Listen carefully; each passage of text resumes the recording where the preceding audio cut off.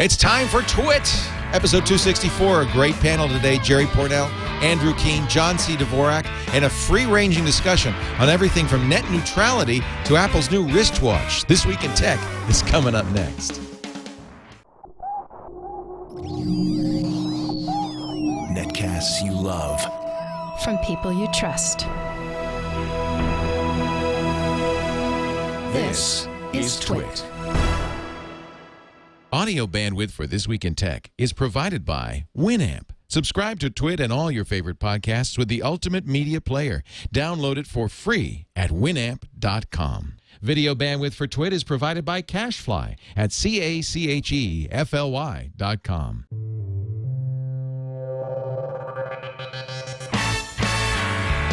This is TWiT, This Week in Tech, episode 264 for September 5th, 2010, Blackballed. This Week in Tech is brought to you by Carbonite. Backing up the files on your PC or Mac is safe and easy with Carbonite. For a free trial plus 2 free months with purchase, go to Carbonite.com. Offer code TWiT. And by Ford and voice-activated sync, featuring true hands-free calling, turn-by-turn directions, 911 assist, and more. Available exclusively on Ford, Lincoln, and Mercury vehicles. For more details, visit syncmyridepodcast.com. And by GoToMeeting. Bring people across the country or around the world together with the web conferencing tool that's the best of the best. GoToMeeting.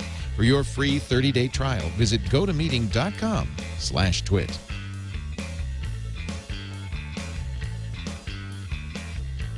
This is TWiT, This Week in Tech. Hello, everybody. We're going to do a great little show this week talking about the latest tech news. Here in studio with me, I love this panel. Of course, my bud, John C. Dvorak, is here, channeldvorak.com. And he has a new booze newsletter.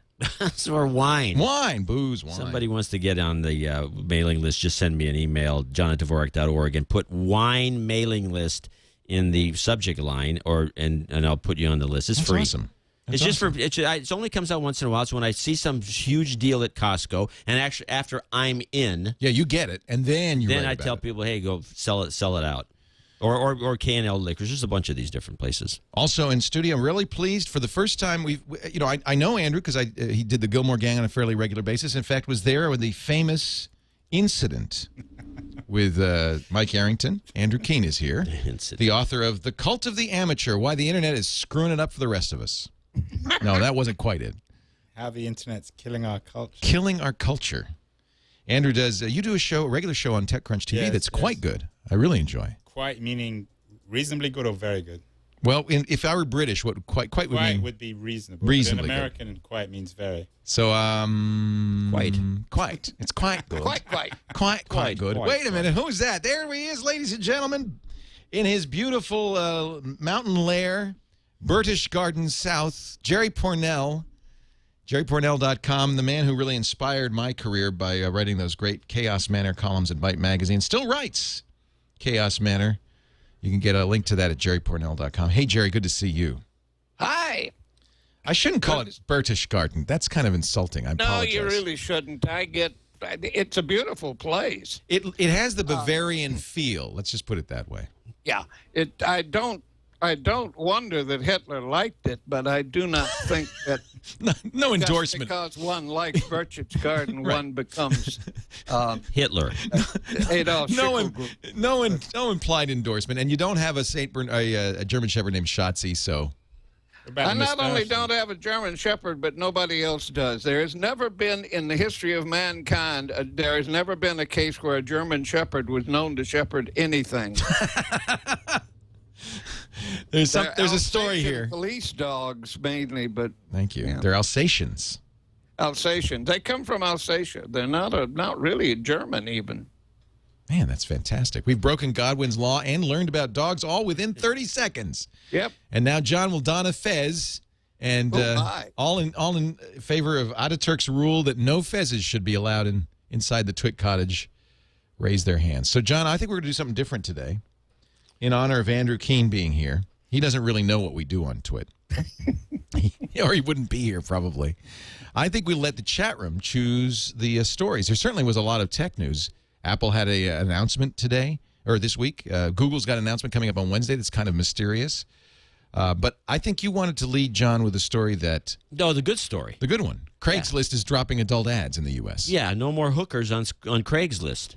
The last time we talked about this, I actually went to Craigslist and look for hookers. Yes, just to see. Oh, okay. And I got in trouble with my wife.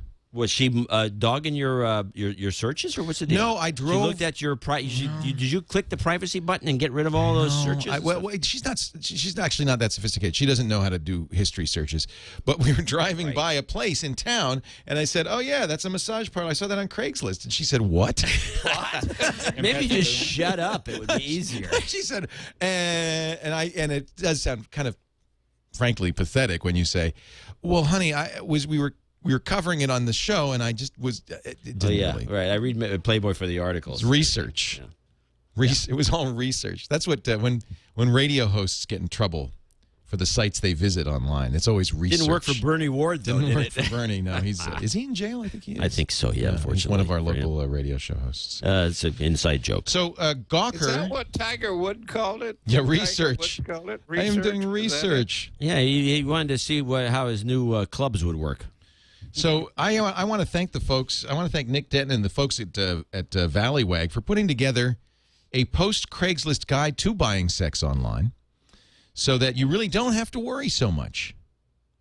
And I'm not going to give you the addresses, but let's just say there are plenty of places still to go. Why did Craigslist dump adult stuff? They became the lightning rod for this whole bogus kind of witch hunt. And the fact of the matter is, it's now going to create more problems than it solves. This elimination of this. Why is that? Well, because you want to compartmentalize the hookers. I believe, by the way, this is why I've been pushing for almost 20 years the .xxx top-level domain. And that was the fight over it, by the way, was that they didn't want that. Even the pornographers didn't want XXX because they felt like they'd be ghettoized. They were ghetto. That's the idea. That's why you want it. But red light districts, for God's sake. Exactly, it's exactly the same as a red light district. But do you want a red light? Who wants a red light district? If there's going Baltimore sure as hell did for much of its existence. And Amsterdam. In Baltimore? No, I don't, Jerry. You want a red light. I just want my wife to know I do not remember the street. Is not very... Amsterdam has a red light district, doesn't it? It's very small. In fact, that's what they actually, named. they have about 3 of them. Isn't that what they named it red light for? Because of the red lights at the in Amsterdam? I don't know. Has anyone ever said to you it's very small? Roxanne. I got the joke. I got it, too. I just was going to pass. I have no idea whether the street in Baltimore is as big as it used to be, but back in the 70s and 60s, when I had aerospace contracts with over there at Fort Detrick and those places, sometimes a bunch of us would go down and tour down through that street, not for buying anything, but just to look at it, and it was an amazing place. It really was. I don't even know if I want to ask any questions about this. So, you can ask questions because any answer I give you, I guarantee is broadcastable. Do they have still have hookers in Los Angeles around Hollywood Boulevard or Sunset or anything like that? I don't know. Do they have anything else? Oh, I guess that's a yes. I just would like to remind everybody. And you may get them in any sex you or any gender that you prefer. So here's the problem I have with the Craigslist deal. Now these girls who are going to be like, where are they going to be? They're going to be everywhere, scrambling around like ants. That somebody you kick over the anthill and the ants go all over the place. And so you're going to be looking up, you want a Pentax lens or a Nikon or a Canon lens, and it's going to be an ad for a hooker right there into something else, or so they're going to try to trick you into seeing these ads all over the Craigslist. That's true. I don't want that. No, and that's why you want this. A XXX domain, which we do have now, is a great idea. Although, what does Playboy.com do? Does Playboy.com go to XXX? No, they're going to still be Playboy.com. It's not XXX. You don't have to be in the XXX. The idea is to slowly gravitate people like that to the XXX. All right, you want something scary? Watch or listen to this video from ConsumerWatchdog.com. This is a video that they aired on Times Square over and over again, spending millions of dollars to scare you about Google. Yes. Hey kids, get your free ice cream. Free ice cream. Guy looks like Eric Schmidt with a Nazi Hi mustache. there, He actually has boys a and Hitler girls. mustache. They should know there's no such thing as a free ice cream. Give me a dozen full Hey, body you scans. played the audio of that Come on the on. radio Yeah, show yeah. the other day.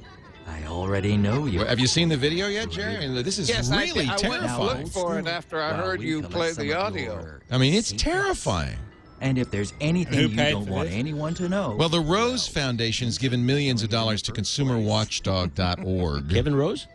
I don't think it's kids, Kevin. You can't And believe they everything your parents say about Opted to spend privacy. some of this money making Timmy, this very does high Mommy quality know that Dad profession. spends his whole workday surfing Do you Sports? think it's going to have any effect whatsoever? The people who know who that is are not likely to be much affected by that ad. That's a I good would- point. Looks like Larry Leslie. Now, kids, It does look I like a want to little bit share like our that. newest invention. It's supposed to be. With these Google Hey, Y Weinstein Spy Schmidt Leslie glasses, looks like. I can see everything. First of all, question one. Ad hominem, right? I mean, what did Eric Schmidt do to piss these guys off, I right? know something. I mean, this is terrifying. I have no idea. This is terrifying. Question two, is Google, and by the way, and I'll give them the plug here, your privacy is no laughing matter. Go to InsideGoogle.com. And get bored. Well, This could be a shakedown. it's a little odd. You know, there's a lot of these operations out there, and Jerry, you know who half of them are. They seem like public service operations, and then they find some corporation, and then they essentially shake them down for money, and they go after is them that what with. Greenpeace did to Apple? It's a possibility. Yeah. I would say almost half of these groups do this constantly, and there's all kinds of stories about it. And You all know a bunch of civil rights groups that do that. They and do have it been constantly. Doing it for 20 years. that's how they get funded. And there's and this looks like a shakedown video to me because it's just ridiculous. Yeah. So what's the background on the foundation? Well, I'm looking at it, it looks pretty responsible. Well, they and all reliable. look responsible, but they still do shakedowns. Yeah. That's how you get big. That's a bit cynical, though, isn't it? It's a fact. Well, but Andrew, do you think they're right in attacking Google in this way? Does that make sense, what you just saw there? I think it's obviously a little exaggerated, but there are some relevant themes. Yeah, here's the question. Google gives them $10 million the next day, and that ad goes away. Try the Reverend Jesse Jackson. No, as an Jesse example. Jackson's well known for pulling this. But So- Google also play the game. I mean, the rumor is they fund a lot of the network neutrality stuff. So it's Yeah, not well, as if I they're would if I were them too. Now, this is the link they want you to go to. It says, "Tell Congress we want bandwidth limit exceeded." Great. I guess it's working too well. Tell Congress we want a do not track me list if you try to go to that site. Bandwidth And limit the exceeded. chat was bitching that they can't hear you. Got to work the mic. So, but I Now, guess is what this they're a good- lobbying Is this for. a good or a bad example of the need for network neutrality? Well, I don't think this is Go right network at it. neutrality. I mean, it's free speech. These guys have the right to run what is. No, I meant that you were getting bandwidth exceeded. Well, yeah, that's a good question. They obviously should have taken some of the We roses. will show you what we think of They this. should have taken some of the Rose's money and bought a bigger server, perhaps. But this shows you the success of the campaign. Here's what I said. Now, you probably heard me say this on the radio, Jerry. Okay, fine. We should watch Google. Absolutely. I'm not against paying attention to what Google's paying attention to. But don't forget your internet service provider, who knows far more than Google about what you do all the time and has a box, in most cases, in their rack that the federal government mandated that keeps track of this for several years. That's who you should be. Why aren't they talking about that? So does the ISP Or the operation over at AT&T's The in San wiretaps, the Francisco. NSA wiretaps in thing the that's- closet. Yeah, the Echelon thing sitting over there on 2nd Street. Absolutely. I do presume that anybody with small kids takes the responsibility for doing a little bit of limitation on what they can do on the net. Well, that's not what we're talking about. I guess what they're saying. Well, that's what the ad was. It was all about little kids. With adults, for heaven's sake, you go get better privacy for That's a good point. Firefox as an application and just erase all of the crazy network third-party cookies every time you turn around. Well, first of all, we don't really know what Google's doing. I mean, they obviously have a lot of information. But But isn't that the problem, that we don't know what they're doing? well, should we? Should there be disclosure? I think so, don't you?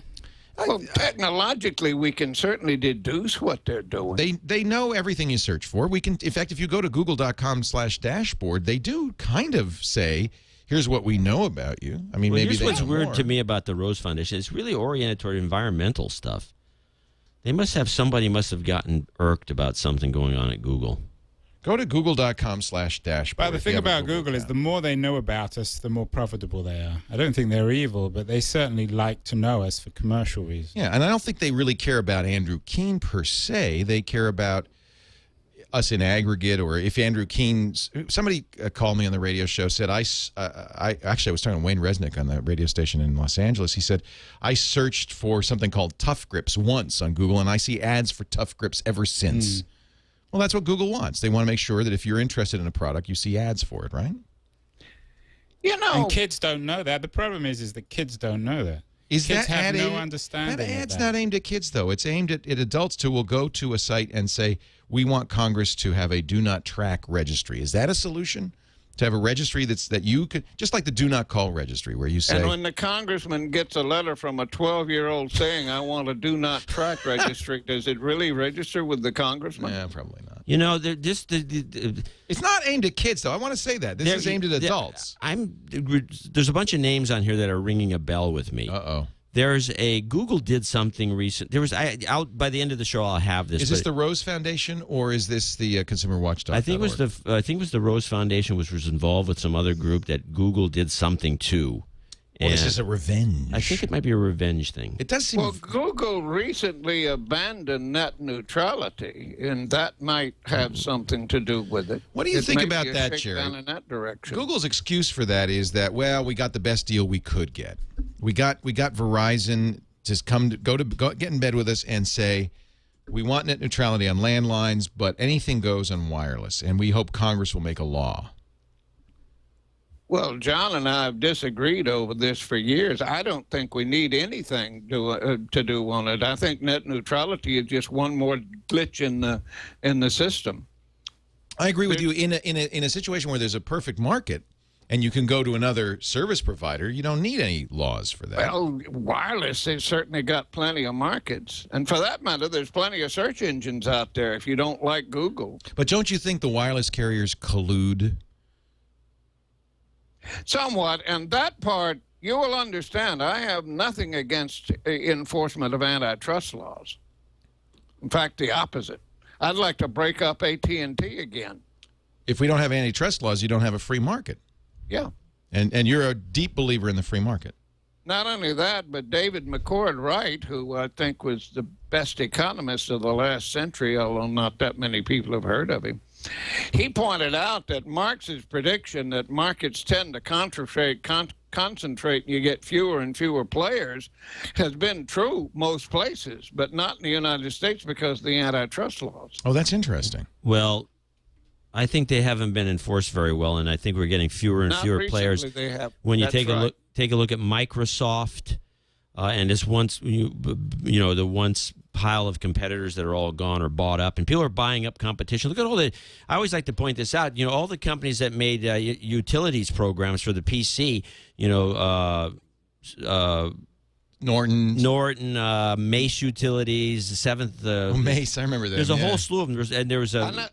They were all bought up by Symantec and then killed. You were there that night at the Desert Inn in Las Vegas where Paul Mace and Bill Gates almost got into such a fight. I thought one was going to throw the other off the balcony. That was at our party. That would have been a great party if that happened. This is why we have Jerry Pournelle on the show.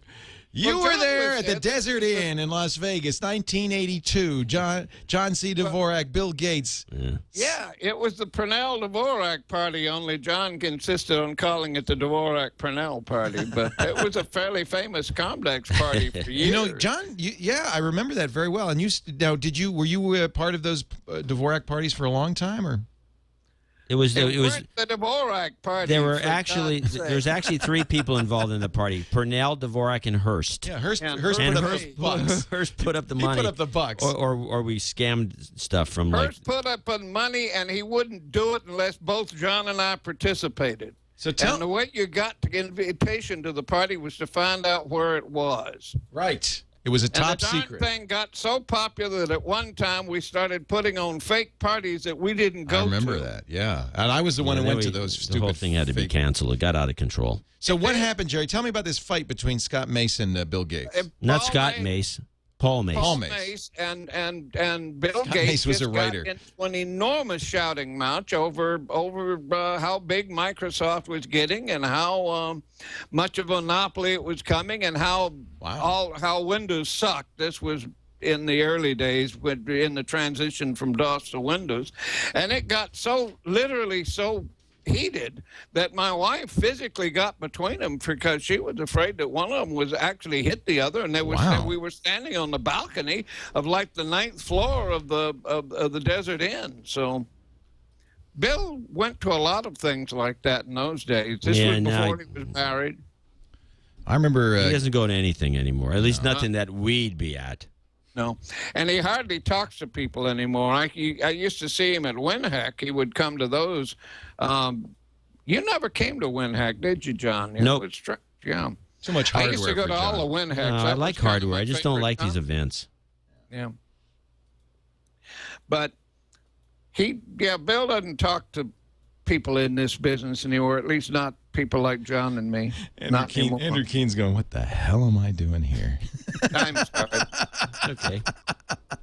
All right, next topip. Next story, chat room. Did either of you, anyone here, see the story by Jonas Sarah on net neutrality in the Times? What did yesterday? Well, it was an interesting point that he's pro net neutrality. But who is Jonas Sarah, first of all? He's the business tech columnist for the Times. He's against net neutrality? Well, he's in principle for it, but it was a very realistic piece which sort of tried to take out the evangelical quality, because I think the problem with net neutrality is it's become a religious debate between fundamentalists. What are the parties? The free market party who says no government intervention whatsoever in the internet? Well, but there are two. There's the party that says that the big telecoms are evil, and then there's the party that say that. Does anybody disagree with that? I do. You think the big telecoms are not evil? I don't think they're any more evil than any other corporation. They're more evil than Microsoft. It's a contrary. Okay, I have to back up. Here's the deal. This is the. Are you still doing Rose Foundation digging? Yeah, because I remember talking to Little, one of the guys at the Rose Foundation. These guys were really irked about what happened when the watchdog, the Google watchdog, came out and made some claims that Microsoft or Google is trying to go behind everybody's back to get certain laws changed so that you can get into people's health records so they could index them or something. Oh. And then one of the guys who's still at Google. Made all these public pronouncements that these guys are full of crap, and then they went to the Rose Foundation and told them you should stop funding these people. And Little at the Rose Foundation told me that this is the first time anyone has ever tried to pull a stunt like this. So they made an enemy. So they got into this big beef, and so now they apparently you're going to end up with stuff like this. And the kicker is that Google says, yeah, we made a mistake, we apologized, and Little at the Rose Foundation and the people at the Watchdog operation, they both tell me that they never got an apology. The apology was a lie. So this is good. You got to the root of it, because anybody who looks at that ad that was created by ConsumerWatchdog.org, paid for by the Rose Foundation, it was just going to scratch their head and say, wow, that's strong words. That is an evil portrayal of Eric Schmidt. What happened? Now we know. It's a personal thing. The definitive article on it was actually written by Cade Metz, February 26, 2009, in the Register, called Google Seeks Starvation of Growing Watchdog. There you have it. That's the key. Okay. Well, so it wasn't done. So it's not a shakedown. It's it's vengeance. It's a make good. It's you have made a very powerful enemy. The Rose Foundation's in Oakland. I think that's why it all started ringing a bell after I started. Google did this week cough up $8.5 million to settle the Buzz privacy suit. Remember, Google in the initial stages of Buzz, their kind of Twitter clone, handled it in such a poor fashion that people could look at your Buzz account and figure out who you corresponded with. And there was a class action lawsuit. I think a doctor said, look, people now know who my patients are. a woman said, now my stalker knows where I am. Right, I know. It was great. It was a big deal. Epic and the EFF, U.S. lawmakers, foreign governments all criticized it. So Google's settled this class action lawsuit.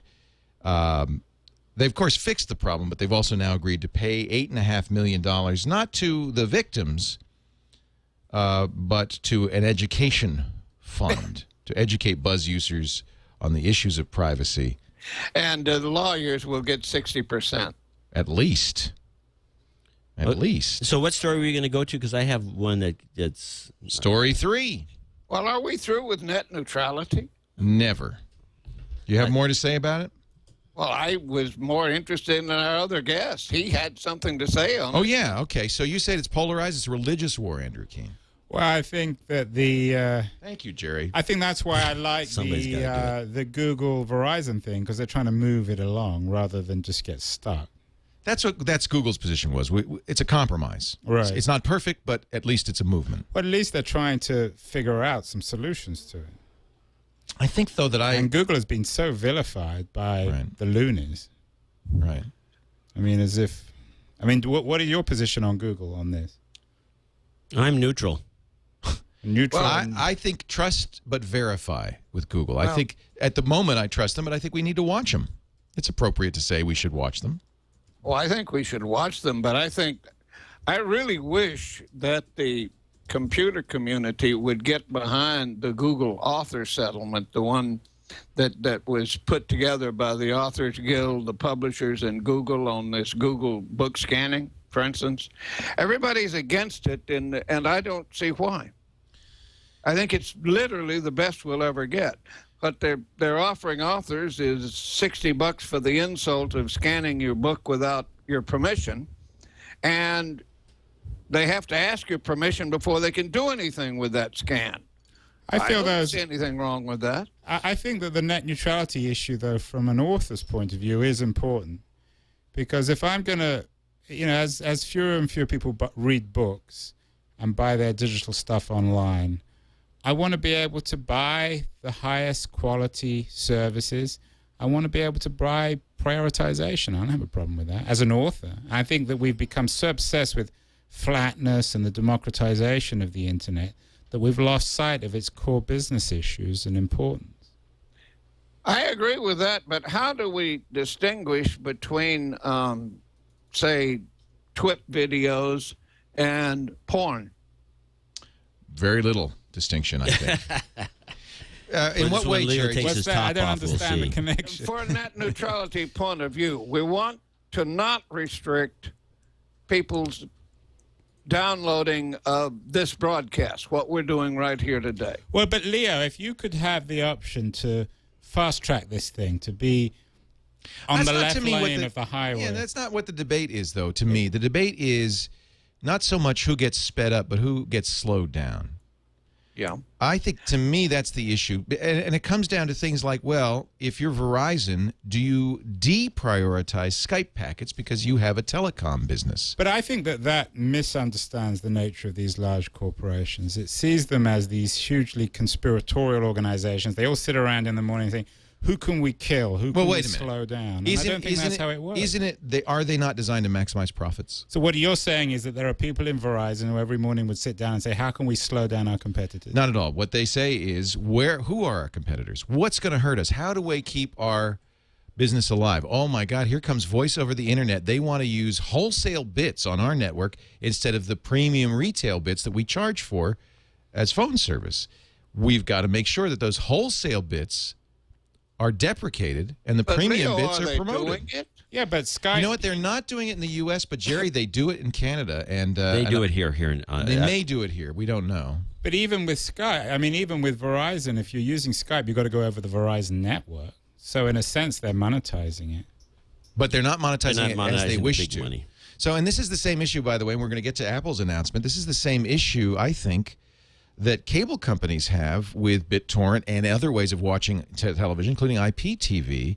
You're using their less expensive wholesale bits, using them as a data network, as opposed to the premium services of HBO and others that they really need to, they want to sell. But from an author's point of view, when Comcast go after They're not going to go after you. But when they go after BitTorrent, and you know from research at Princeton that whatever it is, 96, 97%. It's not their place to go after BitTorrent. No, but let me finish on the BitTorrent thing. I'm happy that Comcast went after BitTorrent. Of course you are. Because 97% of the stuff on that is stolen. Doesn't help me as an author. That's them acting as a law enforcement agent. That's not their place to do that.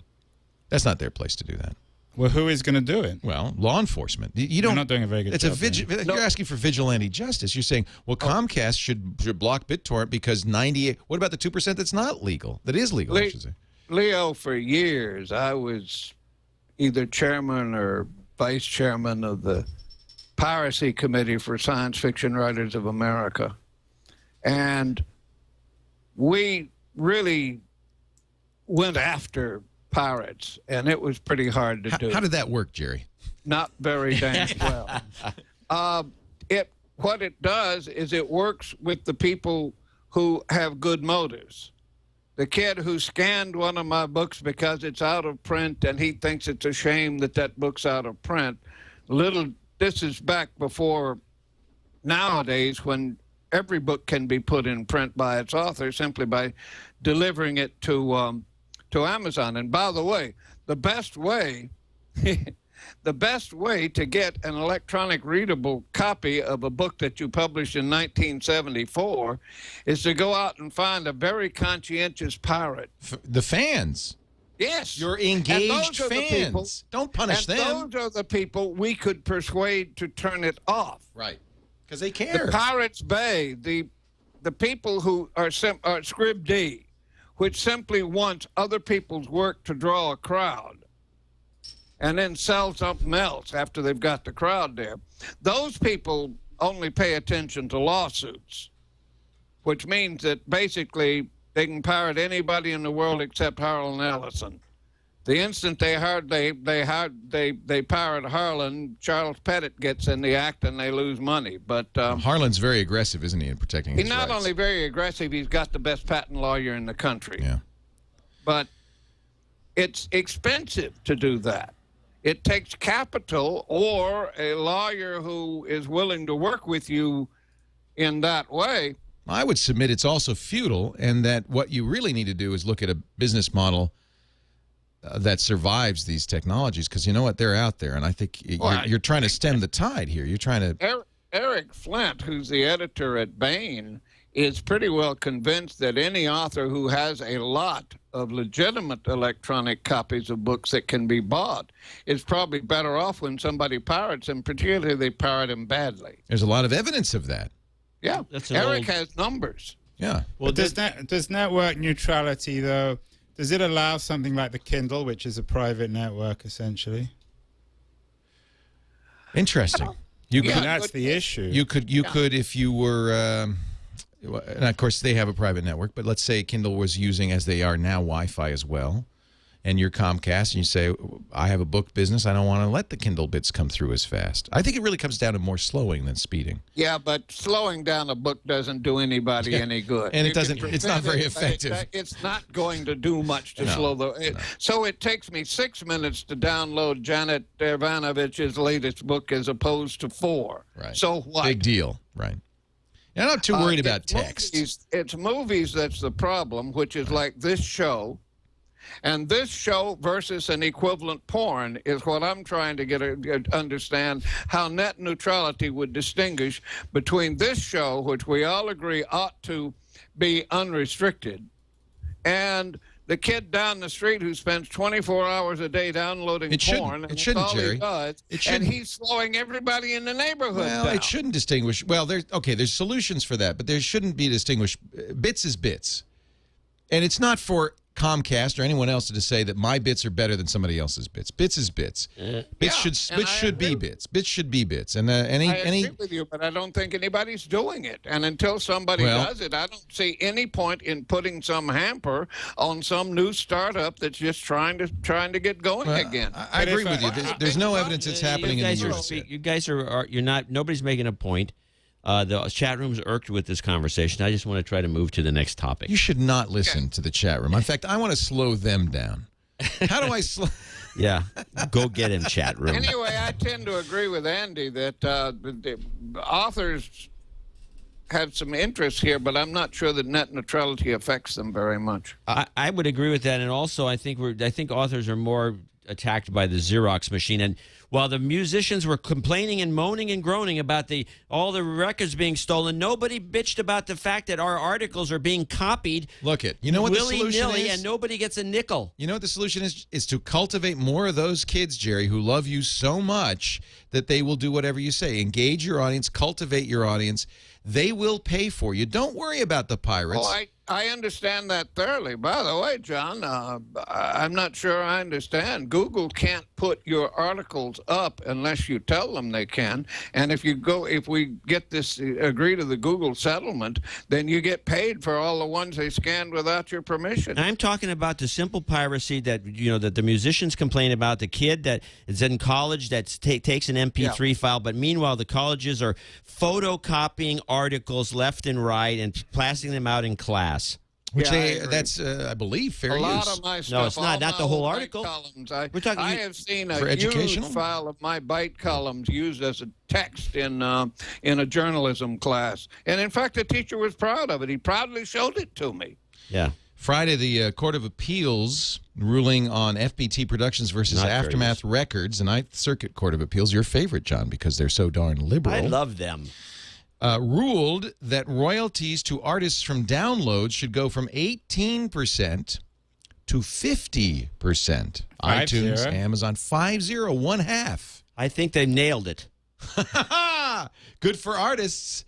I think it's not good for us when the government starts dictating who gets what. It's surprising ruling. You're right. That's the Ninth Circuit. Okay. So, topic number 4. Topic number 4, page 2, Carbonite.com. Let me tell you, friends, if you are not backing up, you're missing a very important part of your computer hygiene program. Carbonite helps you back up by doing it automatically onto the internet, where it's safe as houses. Encrypted, 128-bit SSL on the way. Carbonite also uses... Go ahead, John. Just cross right in front of me. This is an advertisement. This is an advertisement. You're quick on the uptake. This is how you monetize the show. This is where we make the money. Can I go to the bathroom? You may go to the bathroom. Everybody else. So will I see Carbonite in the bathroom? No. The ads will not follow you. Jerry, you can go too. Smoke them. I'm desperately interested in this commercial. Smoke them if you got them. Carbonite.com. It's online backup, automatic. PC or Mac. Well, one of the things I really like about Carbonite is, in fact, I put this on my daughter's computer as she heads off to college, not only because laptops, they're going to get lost, but with Carbonite, she can get online anywhere, log onto her account, and there's the file. They even have a free iPhone or BlackBerry app. That means your data is always there, always safe. If you really want to protect it privacy-wise, AES 256-bit encryption that you control the pass key to, and you can get your files back with just a simple click of the mouse on any computer, anywhere. Carbonite.com. I want you to try it free for 2 weeks. 15 days, free Carbonite. There's no credit card needed or anything. You just go to Carbonite.com, use the offer code TWiT. Carbonite.com, offer code TWiT. If you decide to buy, use the offer code TWiT, and you'll save 2 free months. It's very affordable. PC or Mac, $55 a year for unlimited, everything on your internal drive, all the personal stuff. Carbonite.com. It's backup done right. Carbonite. And we thank Carbonite so much for their support of the show. They have been longtime supporters of the network. So, let's talk a little bit about Apple. Well, the chat room is supposed to be determining this. And all right, what do they say? They want to talk about dig.com and the kerfluffle. You're not going to fall for that, are you? Boy, this is a good way to not gonna to marginalize what No, we talked about it last week. Kevin Rose was on the show. Never mind. We talked about it. Dig, you know what happened. Dig 4, complete rewrite, complete relaunch. And it's my opinion, correct me if I'm wrong, that there are some very devoted Dig users, probably fewer than a dozen, who had felt disenfranchised by the new Dig system and complained loudly. All right. End of story. I'd be very curious to see what Dig's numbers look like, and all 12 of them are in the chat room right now. Well, that's probably true, too. What is Dig? Andrew, I love you. Oh, man. Don't give John a noisemaker. And don't give Andrew chips, apparently. What were you saying? I'm sorry. No, with Dig, why would anyone go to Dig? I don't get it. Well, there's the question of the day. I know. You know, they say 27 million uniques. I go to Dig because Kevin's a friend. You know what? Okay, you know what's really useless is answer my question. Why would you go to it? All right, let's go there, and I'll show you why I go to it. The old Dig, I agree with you. I didn't go to the old Dig very much because the old Dig was a bunch of this small group of people saying this is what they thought was news, and I didn't really care what these small group of people. But now the new Dig, you still have that, by the way. You haven't lost that. But you can also, I have to log in. You can also go to your news. You have to log in. Because, Facebook you don't have to log in, but because I have a login, I can then go to my news. And like Twitter, I followed, how many? 43 people who I consider their opinion on what's news important. Now, you have me on that list? Do you dig stories? No. Well, if you don't dig stories, of course you're not going to be on that list. I thought you just gratuitously put me on the list. But these are people that I listen to, and I know when they pick a story that's worthwhile. You could do it on Twitter, Andrew, but Twitter doesn't collate them like this. This is all stories by Dig. You can look at the most recent or the top stories in the last 24 hours. These are big stories. So for me, I think this is valuable. Whiskey from diabetics' urine? What do you think? Click that one. This is the problem. My problem with Dig is it does kind of tend, now it's boing boing, which I like, but it does tend to pick sensational articles. Straight malt whiskey made from urine? Gilpin family whiskey. Well, disgusting. You know, if you're a diabetic, you probably would you pee in alcohol? You can sugar. Distill it? Sugar. Well, that's why everybody you meet who's named Drinkwater probably is diabetic. What? You think? The name Drinkwater, I mean, diabetics drink a lot. They drink a lot of water, and then and it tends to be hereditary, type 2 anyway. So interesting. Everybody you meet named Drinkwater, you can bet fairly heavily that he's diabetic. But Dig is dead, right? Changing the subject. I don't know. I think Dig is wounded mortally. Was it ever alive? Was it ever alive? I find it interesting because I haven't talked about Dig in 2 years. Or even thought about it in a year. Oh, boy. I never understood. I always used to hear about it, and I never understood it.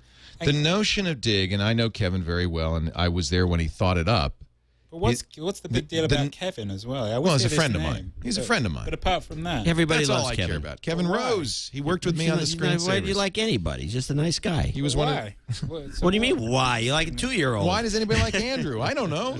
We do. Why, mommy? Why? So Kevin said, who looks at Slashdot, said, now the thing is Slashdot's great, but what I'd love to see is a site where the readers vote up or down stories so that you know what the stories are most interesting. Oh, I see. It was kind of, crowdsourcing editorial. Stories. Not stories, but editorial, in the sense of this is the big story. It was unique. I think it's a great idea. Very unique. It was flawed because it turned out that the people who were most involved had a kind of an odd sensibility. Didn't share mine anyway. This new Dig, one of the reasons I like it is you get to pick whose opinions you care about, and that is just like Twitter in that sense, but it's news focused. Where Twitter, I will now, because of you, Leo, I will now go get an account and do exactly this. In fact, I'll use your 42 people. Well, I don't know where I got those. I think I wrote about Dig in my book, and it's corrupt, right? No, it sounds. Pardon me? Yeah, it's all games. No, I agree. I think it sounds like a great idea. I'll put you on the list, Jerry, and we'll dig up stories and we'll put them in there. And next thing you know, I think that's the first time I have heard any reason to go look at Dig. This is why this show is worth listening to. They have a marketing issue, obviously, because if they didn't know this. If they couldn't articulate their vision. The original Dig was the victim of Pournelle's iron law of bureaucracy. What's that? Which is to say, any organization has two kinds of people. There are the people who are sort of dedicated to what the organization is dedicated to, like classroom teachers, many of them. And there are the people who are dedicated to the organization itself, and the iron law is the second kind, always gets in control. And that's pretty well what happened to I think that's exactly what happened. A small group of enthusiasts got to doing it, and they essentially took it over. Yep. And I couldn't care less what that group of 100 They people killed it. thought. Yeah. It's a very difficult challenge because, of course, in new media, one of the things you want is a galvanized, engaged audience. Yeah. What you don't want is that galvanized, engaged audience to dictate, which is why we don't let the chat room tell us what stories. You're the one. It was your idea. Yeah, it was a bad idea. Yeah. But you don't want them to dictate the content, but at the same time, you want them engaged and you want them involved and you want them to participate. Sure, and John and I do it the same way. We read our email. Read for your heaven's email. sake. There you go. Make it a two-way street. I don't, on my website, I do not allow comments. I choose comments to publish, and I try to choose a representative spectrum of them, but I'm not going to have a site that has 800 people saying, yeah, no, you're crazy, you're an idiot, and all the rest of the nonsense that goes on. Well, it's a really interesting problem. Do you put comments on blogs? I mean, I think I do. I leave it wide open. I think that although we do have moderate, so we pull comments and we ban people. Moderate heavily. And here's the other thing I found about it's more entertaining than the articles. I agree. And then the other thing I found but it takes a staff, and I don't have a staff that's just me. So. You know what it really takes, Jerry, and this is my opinion only, but it may not have been proven out yet in practice. But it's like a garden. The more you participate in the comments, and frankly, the more civil they are. They become uncivil when they feel like nobody's paying any attention. But they're mad. It's like, have you been following this story on TechCrunch with the airline? Now, this is a great story. Let's talk about this. It's a Dale Resi. But if you follow the comments, it's really like entering a madhouse. It's embarrassing to be a member of the human race. Well, I think Mike probably needs to moderate better, right? So Adeo Resi is a entrepreneur. He created The Funded. You may know the name, The Funded.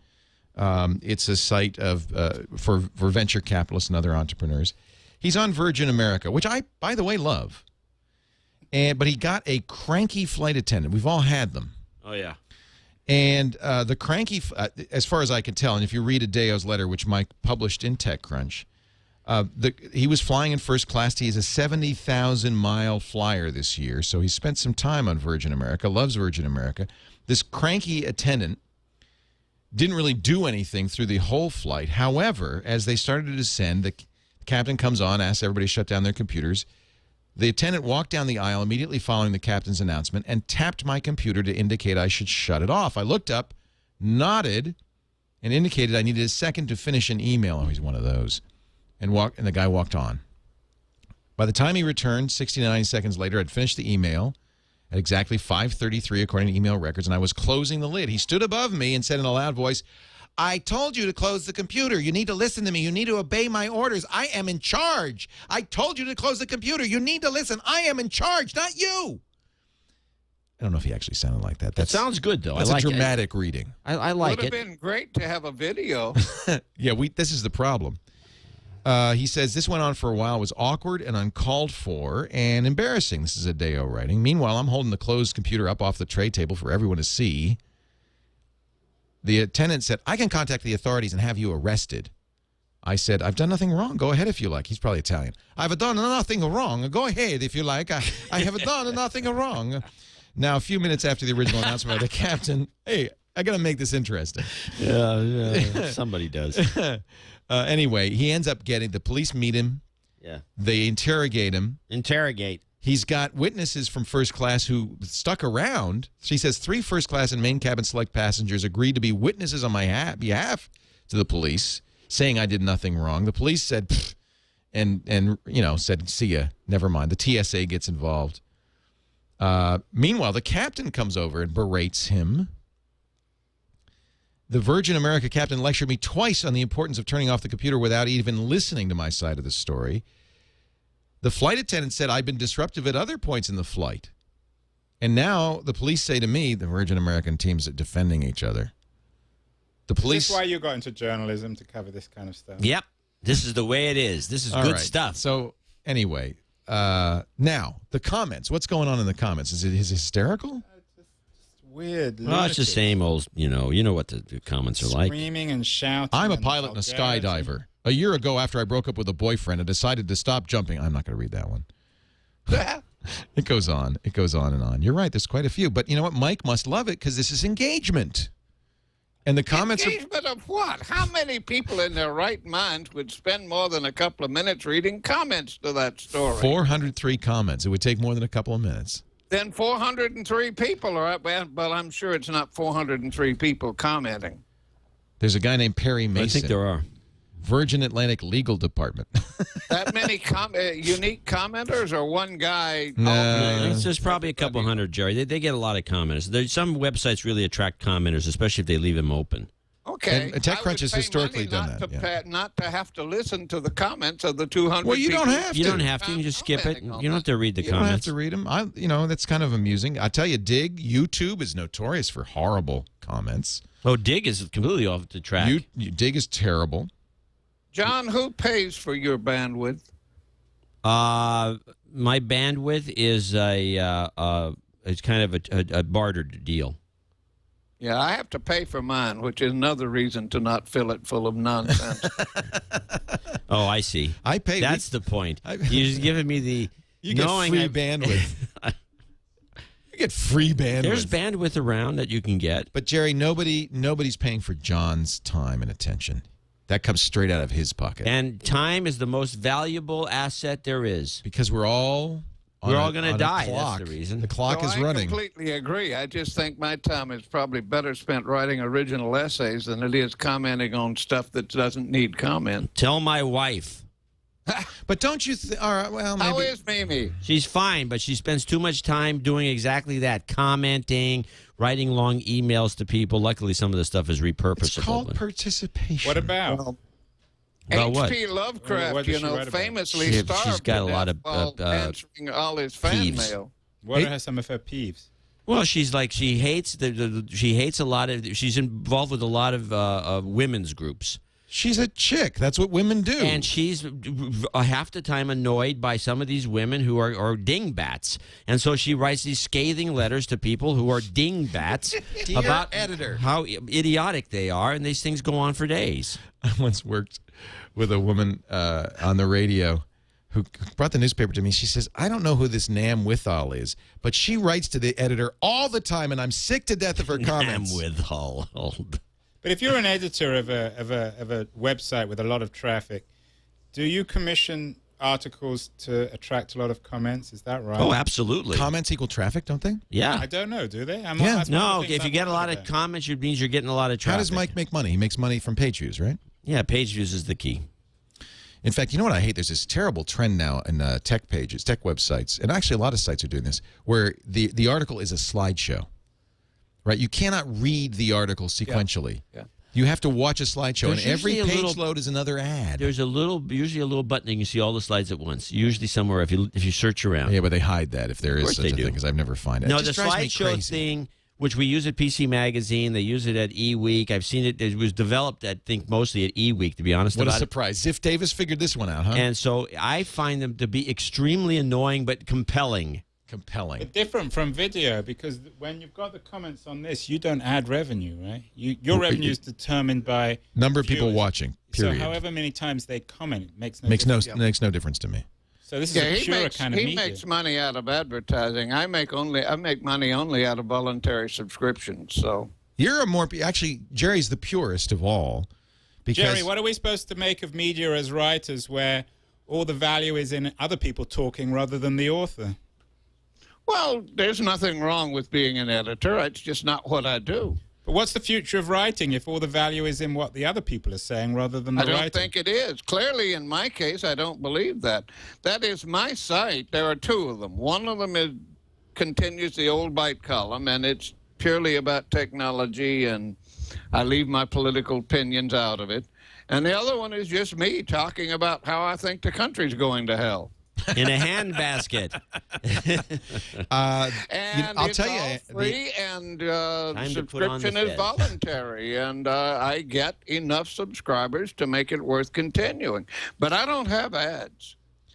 You know, Andrew, the answer is that the writer is the interlocutor. The writer is the ringleader, the person who initiates the conversation. As somebody who worked in talk radio for years, that's really the talk radio host's job, is to guide, to stimulate, to begin the conversation. You don't think that's a good thing, right? I don't think it's a bad thing. I think it's a great thing. You told me that talk radio is going to the dogs. Well, wasn't that's because he doesn't like right-wing talkers. I think that's the problem, is that unfortunately, just like blogging, there's you get rewarded for stimulating a lot of sound and fury. That's really where the money is. Do your Rush Limbaugh. Come on. Listen up, you people. I'm pounding the table.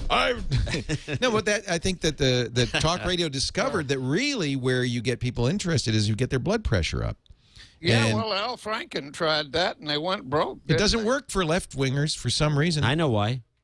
Please tell me why. Because the left-wingers have a literal agenda of politeness and nice. political correctness that they can't They're too cross, nice, right. and so they're not willing to lie. They restrict themselves. It's not a matter of lying. It's a self-editing restriction, afraid to actually come out. But I think the internet's changed all that because Civility's gone away. A couple of points. Firstly, when you look at somewhere like the Huffington Post, you have just as many comments as anywhere else. I agree. And also, someone like Harrington crosses political boundaries. I mean, is he left or No, right? he's not political. But he's a tech writer. He's not writing about politics. But I think he's tapping into this populist anger at any kind of... I Who's this? agree. Who? Mike Harrington. I agree 100%. Yeah. So this stuff about airlines and any kind of... Right.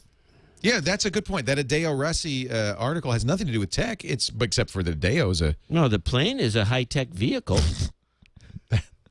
No, it has to do with the Adeo, I computer guess. that they were complaining about his using. Well, that's true. Well, we all object to the fact Right, there you go, Jerry. Jerry nailed it. It had to do with a laptop. No, remember we used to on the screensavers, that was always the debate, is how can we get Kenny Rogers on the show and make it about tech? Yeah, I've been trying to get Danica Patrick on Cranky Geeks. Well, she's GoDaddy. I got Bob Parsons' number. I'll give it to you. He'll put her on. You think I'd get a lot more readers if I had guests? If it's Danica Patrick, maybe. No, Jerry, people read you for you. They want your particular unique point of view. Of course, that's what they want. Well, and I have some fairly regular correspondents who ask very interesting questions. Or, for instance, one of mine is a retired colonel who used to be the governor of one of the provinces of Iraq. So he pretty well knows what's going on over there. Give him a page. One of the best columns in the National Review was Bill Buckley responding to his correspondents. Well, that's what in the Boardwatch magazine. That's what Jack Ricker did. Half the magazine was letters to the editor and back and forth. And people don't read it for the commenters; they read it for your response to the commenters. Yeah, I have two major pages on my Jerry Pournelle website. One of them is The View from Chaos Manor, in which I say whatever the hell I feel like saying for the day. And the other is Mail, which is literally that. I select maybe 20 letters out of the 100 I get, and I comment on them, or I just put them up without comment if they're interesting.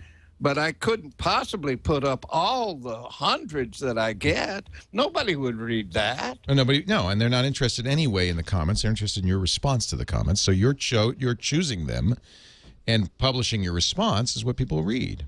Seems to work. Yeah, no, I think there's nothing wrong with that. And that's to answer Andrew's question. That's the role of the writer. That's what the writer does. Do you guys know anything about this Google advertising business? I got a letter from them the other day saying, why don't I put that in there? It's automatic, and I don't have to sell any ads. And yeah, it's very easy. It's just it doesn't pay crap. It doesn't pay very well. We make about 1,000 a month. Distracts readers, and it doesn't. You make pay, 1,000 it sure ain't worth doing. on Google. Yeah, it's not a lot of money. But Just ask for more money from your readers. You know where we make all the money and where I would suggest the money? Almost all of our Google AdWords or AdSense money comes from search. Yeah. Because if people are searching for something and the AdWords shows up in the search results, people are likely to click on those. So yeah, 90% of the money we make, Jerry. So if you have a search on your page. Search box. Have a search box on your page. Make it a Google search box. And that's I tell people to just put in the site name and then use Google to search it. That's easier than having a search box. Yeah, but not easier, Jerry, and you're missing out on money. That is free money. Look at this here, but Jerry. How much? That would be a little. It depends how many page views you get. Now look at this here, right at the top. A couple $100. Right at the top here, we have a search, but it's a Google search. 100,000 unique visitors a month. So if I search for Dvorak, you can't really see it; it's cut off there. But if I search for Dvorak, and I press it, and let's get the results here. That'll help. What kind of a machine is this? It's a scrolly machine. So there's the search. It's a Google custom search. Oh, John, there's no ads in your search results. But this is in my page, right? It's just like a search within my page. They're using Google to do it. And if there were ads in here, the likelihood of them getting clicked is 100 times higher. Here, let's search for a product. How about Ford, Leo? Let's search for Ford. Oh, I typed Ford. What about your sponsor? Ford. What was the one, Leo? Ford's a sponsor. Let's look for Ford. Ford's a sponsor. Okay, so look at this. He's in the dough, this guy. Look at this. How'd you get Ford as a sponsor? Well, he's a good, hard-working man. I'm a hard-working fella, and I got the angels on my side. Carbonite, Ford. But look at that. See, there's the results. Carbonite bicycle. There you go. That's always been the big reason I didn't try to do ads, is because I don't know how to sell space. Well, you don't have to. Google sells it. Well, I can see that doing that. Yeah, I mean, but you, like Ford, you didn't get that through Ford. No. We have an agency that does it. In fact, speaking of Ford, let me just mention the fabulous Ford automobiles at your Ford, Lincoln, and Mercury dealer. Have you tried the Ford Sync, John? You probably never have. Have you been in my Mustang, though? Yeah, I've driven your Mustang around. Oh, I love Sync. I went to a Ford event in Los Angeles. Ford, look at Ford. I celebrate with Ford. Sync. They're bringing the pride back to American automobile and American industry. And I'm just really proud to be associated with Ford, in all honesty. Very nice. I don't blame you, by the way. I have an 8-year-old Explorer, there you and go. I love it. There you go. This Ford Mustang, it's 2010. It's awesome. So yours is too old to have the Sync, Jerry, in it. But the Sync is amazing. It's hands-free calling, turn-by-turn directions. Even if you don't have a GPS screen, it'll tell you how to go. And it's really cool. You can it's hands-free music search, traffic search. It reads text messages. So when somebody texts me on my Android phone, my Ford Sync beeps and says you have a text message and reads me the message. And sometimes it's kind of funny in the robotic voice to hear what some people send me. I love Ford Sync. In fact, I think it's good enough. And I know there are people I've talked to, people who actually bought a Ford because of Sync. The good news is Ford's making great cars. I mean, the pride really is back, I have to say. And you get the Ford Sync in there. Ford, Lincoln, and Mercury vehicles. You can find out more by going to the website, syncmyridepodcast.com. The idea, of course, is safety first. Your hands are on the wheel, your eyes on the road, but you tell the car, play TWiT 264 or play Leonard Cohen or play Bob Dylan or whatever you want to listen to. You say, give me directions. If you have an accident, it calls 911 for you, feeds them the GPS coordinates, plays a recorded message, turns on the microphone and says, what would you like to tell them? Help! Ford Sync. I tell you, it's safety, it's convenience, and every time I get in a car that doesn't have the Sync, I hate it. You know that? Sometimes when you put a program on your computer that makes it easier to use, like a mouse program or something that makes it easier to use, and then you use a computer without it, it's like, what's wrong with this computer? I get everybody else's cars. What's wrong with this car? It doesn't have Ford Sync. SyncMyRidePodcast.com. Give it a try today. You'll love it. Apple, Apple has brought the biggest, most important thing Apple announced this week, the new iWatch. It is a wristwatch that's an iPod. How do you like that? Look at that. Isn't that something? You serious? Not exactly. So they announced a new Nano, new Shuffle, new iPod Touch.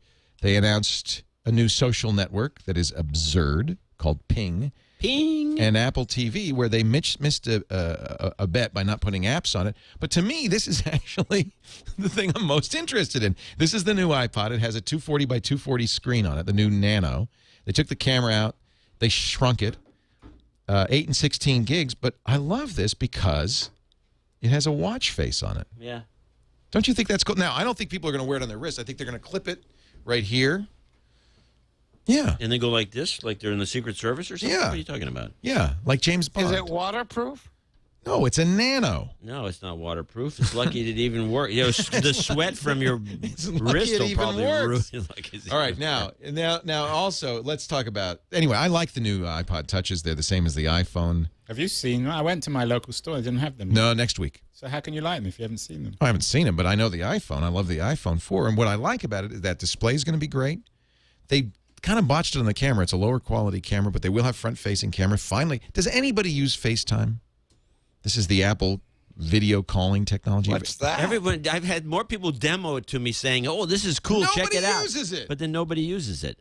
It's such a waste. Leo, how do you know all this? You didn't get invited to the Apple show. Oh, Neither please. did I. Are you rubbing salt in my wound, Jerry? Wait a minute. Let me get this straight. Hold on a second. Oh, dear. Now John's going to... What? Like a dog with a bone. Hold on a second. Just 1 second. I just want to ask a simple question. Yes? You're telling me that Mr. Apple fanboy, I am not apparently a sufficient Apple fanboy. one of the most important people, probably one of the biggest outlets of tech news, you weren't invited? Well, I can tell you, Mac Break I mean, Weekly... You sure you just didn't pick up your email because you never open your email? I can tell you, Mac Break Weekly has more listeners than Macworld Magazine has readers.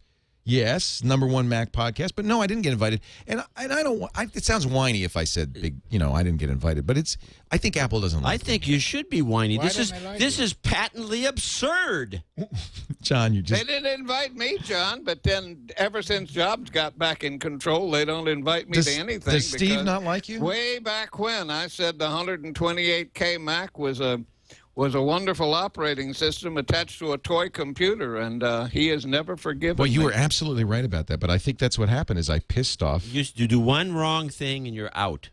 That happened to me. I mean, during the Scully era, they sent me everything they made, plus cars to drive it in. But boy, as soon as Jobs come back in, I went right off of the top of the list. So that was when Byte was still running too. I was at the iPad announcement, and I used to get invitations. That was the last thing I had an invitation to. That was back in January, the iPad announcement, and I had a laptop, and they weren't streaming it at that time, so I held up my laptop in the audience, pointed it at Steve Jobs, and streamed the event. This is the event that nobody seemed to have gotten a good stream out of except you on a laptop. Yeah. Yeah. And that the one that didn't Okay, work? so wait, hold on a second. Hold on, I got another question. Wait a minute. Were you told specifically not to do this? Never at any time. And if I had been, I would not have done it. If it said on my ticket, if there were signs. In fact, behind me, there's a row of people shooting it on camera. So I thought, well, I can do this. They never said at any time.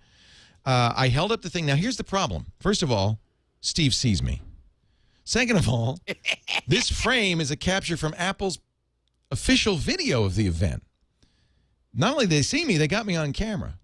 So you think this maybe is why I don't get invited anymore? You sure? I don't know. I don't know. Why don't you ask them? I'm not going to ask them. Call Carrie Walker. She's still there. I don't know. Carrie's a good friend. I love Carrie. I don't Call think her Carrie up would and do say, that. why have I been blackballed, which I should. apparently is the case with you. I should, actually. Why shouldn't have I been blackballed from all Apple events, despite the fact that I probably move more Apple hardware than any single individual working today? Because, and Jerry, you said it, Steve Jobs holds a grudge.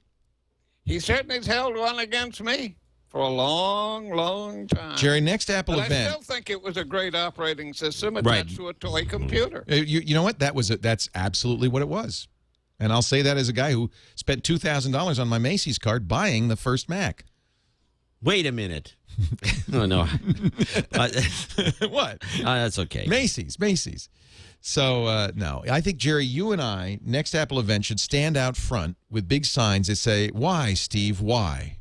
Only if Dvorak will stand with us. Will you join me, John? We're Will gonna you pick join at me? this thing. Why, Steve, why? John, did you get an invitation to the Apple event? No. Well, you're huge. I'm trying to lose weight. No, but I mean, really, you're John Cedar. Andrew, did you get an invitation to the Apple event? To what? Huh? So I think we should, the four of us, should go stand out We front. might as well go with the register, too. You know, they've been blacklisted. Really? Yeah. I think we should have a little event of our Who's own. the fellow with the little moustache who always gets invited? Hitler. The little mustache. Is there a neat tavern No, the little somewhere beard. near the Apple event? Who We can- could have a counter The event. Wall Street Journal guy. Oh, Walt Mossberg. I love it. Oh, from now on, I'm calling Walt Mossberg the guy with the little beard. He always gets... Walt loves Apple, and Apple loves Walt. He plays ball. He plays ball. You He's said not it. a black ball. John, that was the phrase right there. That's the $64,000 phrase. But Apple is not a very media-savvy company, is it? Oh! All right, so I did get an invitation to Google's event on Wednesday. Did you get that? No, they don't invite me, but they've kind of told me that if I want to show up, I could do that. But Well, generally for the speaking- time being, I'm still on Google's list. The Google. Do they ever have anything to announce? Google? Well, that's what's going to be interesting. I think Google might have something to announce this time. This is Marissa Myers leading the event. They say it's a search event based on the people speaking. It really could just be, here's how our search is doing, which is not worth going to cover. On the other hand, Google has said we're going to do Google Music sometime this year to compete with Apple. We know they're going to do Google TV sometime this year to compete with Apple. Apple really kind of, I think Apple checked, to use poker terminology, with its Apple TV. I think they said, let's wait and see what Google's doing. We're not going to go all in yet. What chance do they have with music? I agree with that. That's a good theory. What chance? Seriously, they have 1 in 10 chance with music. I mean, why are they even wasting their time? Well, I think the music thing is still up for grabs. Do you? And I'll tell you, yeah, because I think that the Apple iTunes, the software, the whole thing it's just really crummy. iTunes is crummy, and It's they crummy. announced a new iTunes, and it was not an improvement in any way. In fact, all they did was add a social network. What do they control? How much of the market do they control? 90%. I don't know. As crummy, so if they improved it, it'd be what, 99%? No, there's nobody that's shown up on the scene with a better system. That's the right. problem. That's why Facebook's so successful. How That's many times have you heard that before? That's the third Always. leg. That's the third leg on the Google stool is a Facebook clone called, we think, Google Me. So Google TV, Google Music, Google Me sometime this year. What if they announce it Wednesday? That could be a very big event. What will they I think announce? they'd have more. They'd have more teasers out if it was going to be that. I think it's going to be something mediocre. Yeah, I think it might be and more ridiculous. What could Google Music be? Why would I want to go to Google for my music? Why not? Tell me what they would Because- have that would make me go there. You could buy it. Because iStore sucks. But iTunes is beautiful for buying music. It's No, simple. it's terrible. idiot. No, you could do You it much guys better. are such purists. No, not purists. Well, my that's it. wife, What's wrong who's wrong? not even into any of this stuff. All she does is moan and groan about it. She's got a bunch of the whole family's got these iPods, and my wife, oh, this is terrible. This is the worst software I've ever used. Your wife is sophisticated. Let me show you. This is the new Apple Ping. They announced a social network that is in no way social because it doesn't connect with anything. In fact, they were, when they showed it, connecting to Facebook, but then Facebook said nuh-uh and turned that off. So this social network tells you this is the kind of music I live in Petaluma. 2,599 people are following me. I like classical music, singer-songwriter music, and spoken word. And here's music I like. This is what Apple, T-Pain, Tupac, Ludacris. You know why? Because my iTunes account, my son, my family buys on. So there's no way even of separating out the music my son listens to from the music that I listen to. He likes stuff like this. I'm a gangster rapper. It sounds like you should be driving around in a Volkswagen with a Sun Microsystems computer in the back seat. Get that booty. Jerry got Get it. that booty. I know that one. I love that. Da-da-da-da. I'm not surprised you guys aren't being invited to the Apple event. I think you have it in for them. There's my point. Is that it's a press event? They only invite people who say nice things about Apple. Like Is that the how little it works? fellow with the beard. Like the little fellow with the Kind beard? of close to that, McGraw-Hill had some real problems with them at one time over some of that. And I presume that PC Mag that did the same had the same kind of difficulty. On Wednesday, I'm going to be in Washington, D.C., trying to interview some of the policymakers at Google about net neutrality. That's a good subject. More interesting than their music, I think. Much more interesting, but less relevant to our Send me a audience. link. What do you know about your audience? No, I'm joking. He knows her 98%, he says. Male. The No Agenda audience, we might as well get a plug in, Yeah. we have a little over 10% women, which I consider to be a That's personal because victory. Adam Curry is a god. He's a chick magnet. He's a beautiful man. I even like him. No, I think it's He was because, on last week, Yeah, I understand he did okay. He did very well. He kept playing Hot Pockets. Oh, yeah. Well, we got that Hot Pockets thing He's a going. little over. I think he got that from you. A little overly fond of these sound effects. Is he? Yeah. Can you find another story? I'll do Somebody another says ad. because Adam Curry is a woman. That's interesting. They would say He has long hair. There is one piece to this that we haven't thought about, which is the change in the industry. It wasn't that long ago that Microsoft would have been the one that was trying to embrace and extend the iTunes music, that type of thing. What happened to And Microsoft, they would have Jerry? kept trying until they got it right. It would have tried a couple of times and it would have flopped, and they would have tried again and it would have flopped, but eventually they would have found some hardware maker to get into partnership with them, and between them, they would have produced something that did pretty good. Look at it, for instance. There's only 2 major mice companies left in this world. It took Microsoft a long time to get it right, but once they did, that Microsoft Red Eye mouse kind of swept the industry, didn't it? A lot of stuff like that Microsoft did. They sort of embraced and extended. Now, they haven't been doing that since Gates left the company, and maybe that's why. Do you think they lost their stomach for their this? mojo, man. They lost their mojo. It kind of feels like it. I think when Gates left, Microsoft lost its soul. I don't mean that as a slam against the guy who is in charge there, but he was never more than an executive officer. He was the guy who carried out the commands of the skipper. Boy, it sure really feels like Microsoft is just an also-ran nowadays in technology. It is. I think that once Gates left, that company really became an also-ran. That was the difference. I don't for a moment believe that Microsoft was an accident. I think Bill Gates was one of the brightest people I've ever met in my entire life. And by bright, I mean even when with 10% of his brain, he deigned to look at commercial aspects of things, and he did better than most people do. I think you Microsoft agree, John? lost its soul. Well, I agree about the overall situation with the company, but I have to say that as a maintenance CEO, Ballmer's actually done a pretty good job. The company really doesn't lose money. They are still on a growth path. I mean, if you're a shareholder, you can't be complaining too much, except for the fact that there's so little excitement at the company that it doesn't generate any interest in the stock, so the thing languishes. That's really what I meant. It's lost its soul. He is a very good. It's as if the skipper was dead and the executive officer's in command. He's keeping the ship going. It's going where it's supposed to go. It's just that there's no excitement left. But Steve Gilmore always used to say that, he probably still says it, that Microsoft's dead.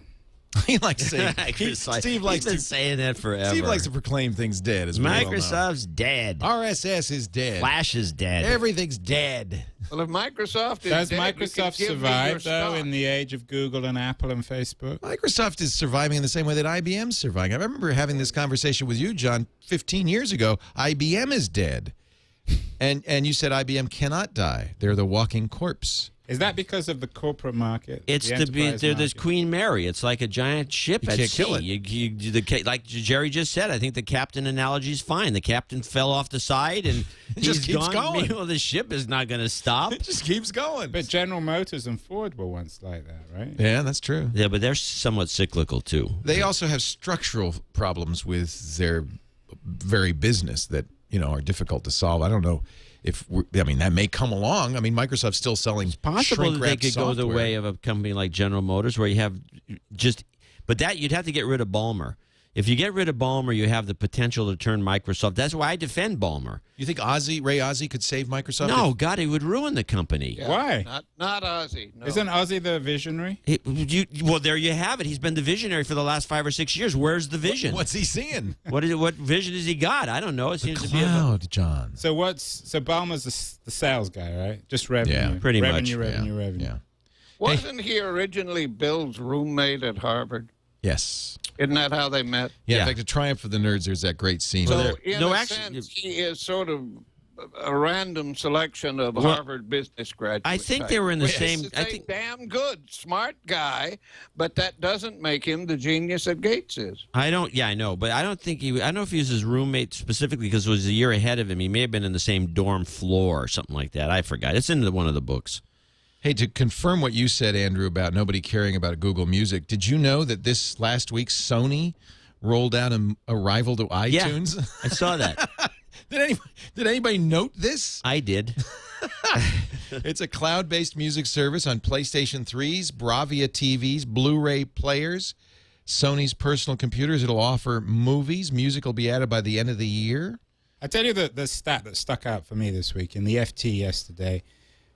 Smart TVs, currently 2 or 3% of the global market. they're estimating iSupply.com 33% by 2014. Isn't that going to change everything? Smart TVs playing. I think a smart TV is not going to change that much. What is a smart TV? It's a TV that can take internet streams and put YouTube but it means videos that on. basically everyone who watches television is on the internet. It's convergence, right? Well, I would say unplug it. At least if but why buy it? Why would you? I think it's because it's going to be the same price and have a lot of extra features. Many TVs now already have There's a lot of ports on them, features that are. And you can watch us on a smart TV money. if you have. You can do it with Cranky Geeks. Yeah. But that's where the music market opens up, the movie market. That's where Google's opportunity is, right? Well, before we get off the other Sony topic, I want to mention something before we wander to that. I want to talk about that. Sony also brought out a new e-reader. Yeah, last also, week, right after the Kindle came out, they brought theirs out, and nobody paid any attention. Poor Sony. These guys, what is their problem? Did you see the stat about Sony that in Japan, the Walkman now is outselling the iPod? Really? Yeah. That's Someone interesting. must be Somebody's buying it. I don't know what They probably have a good deal for it or something. Who knows? I think number 2 in this country is SanDisk. Oh, I know. I know exactly why. I can tell you exactly why. Because personal computer penetration in Japan is much lower than it is in the States. And an iPod makes no sense. You have to have a computer. This is kind of Apple's...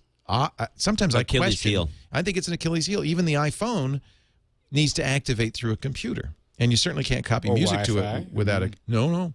You go buy an iPhone and try to make it work without iTunes on a computer. You can't. Unless you get them to activate it in the store for you. But then you can't put any music on it. So I suspect that's why Japan... They're still buying CD players because they don't have computers. That could well be. Yeah, I think it's a cultural issue. Cultural issue.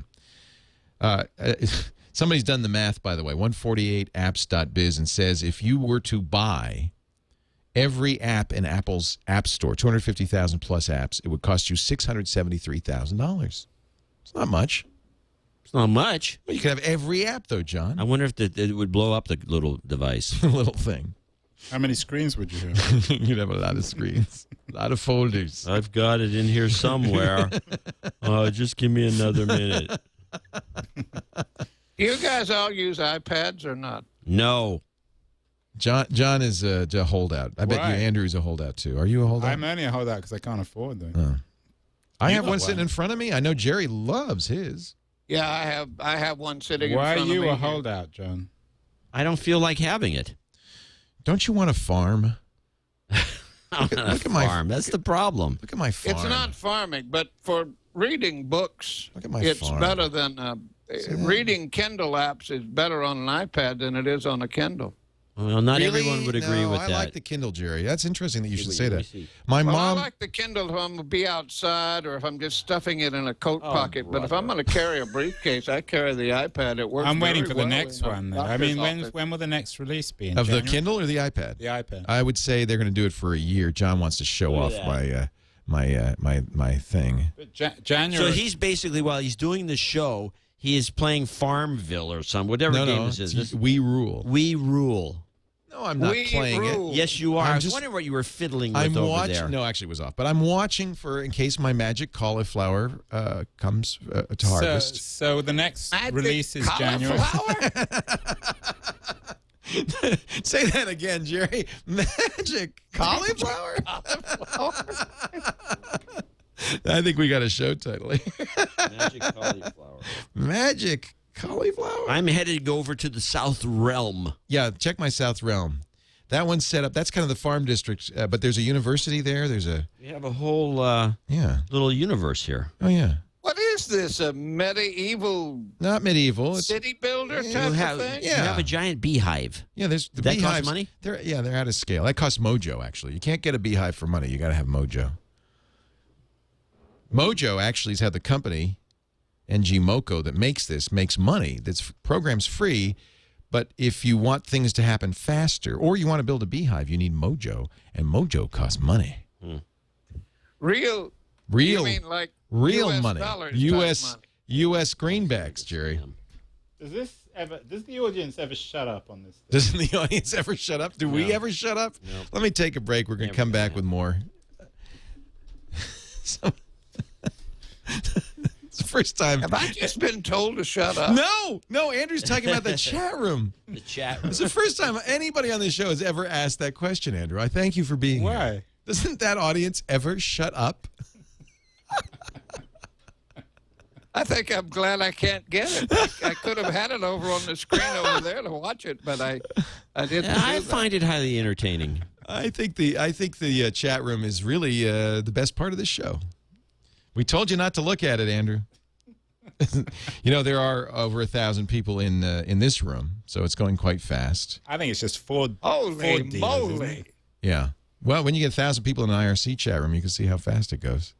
I love the chat. Look, these are our most engaged audience, and I will fight to the death to say engagement One of your is a good realms is thing. pretty empty here. They've banned me, Leo. Is that right? The audience. I'm never going to come back. They say. No, they don't get to. They don't get to. They don't like you. All right, Let's take a vote right now. Let me ask the chat room. How many in the chat room Thumbs want up Andrew? or thumbs down? Okay, say yes if you Down. want him to come back. No if you don't. Let's see. It takes a minute. It takes a while because you know. Yes, no, yes, no. Holy crap! It's There it going goes. fast now. Holy moly! It looks like a wash. It's hard to tell. I have How to many say. of you guys want me back on? How many of you? Oh, I know that. I know we're going to see yeses for that. Jerry. Yes or no for Jerry? How many? Right now Jerry won't get a on single 3, no. 2, 1. Everybody wants Jerry back. You have about That's all You yeses. got mostly Well, yeses. Jerry, I have a serious question to ask you. Sure. Why doesn't anyone dislike you?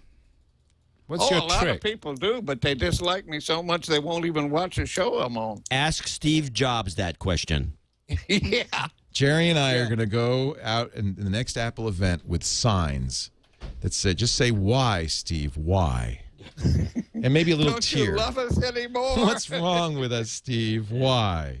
Did you know him well, you guys? You know what? I've partied You with Steve. old-timers. I've partied with Steve. You did? Yeah. And what did you do? How about you, Jerry? Do you know Steve from the old days? Not hardly. I knew Wozniak better than I did Jobs. I consider Woz a good friend still. In fact, Woz's 60th birthday was last week. Unfortunately, Yeah, couldn't I make it. haven't seen Woz in 10 years, but he used to come to those great guy. conferences they called the Hackers Conferences. Mm-hmm. John was at the first one. And Wozniak showed up at many of them. I used to go to those every year for, 10, 20 years. And Woz would come to some of those. I remember playing some of these crazy games with Wozniak and the guys who invented them, that magic game and stuff like that. Yeah. Woz is a genuine, sweet person. And what Yes. about Jobs? Jobs is a genuine prick, Yep. I would say. Does that seem unfair? No. I don't know him well enough to form an opinion. what everybody but let says. us say that his Why hasn't he memory is mellowed? long.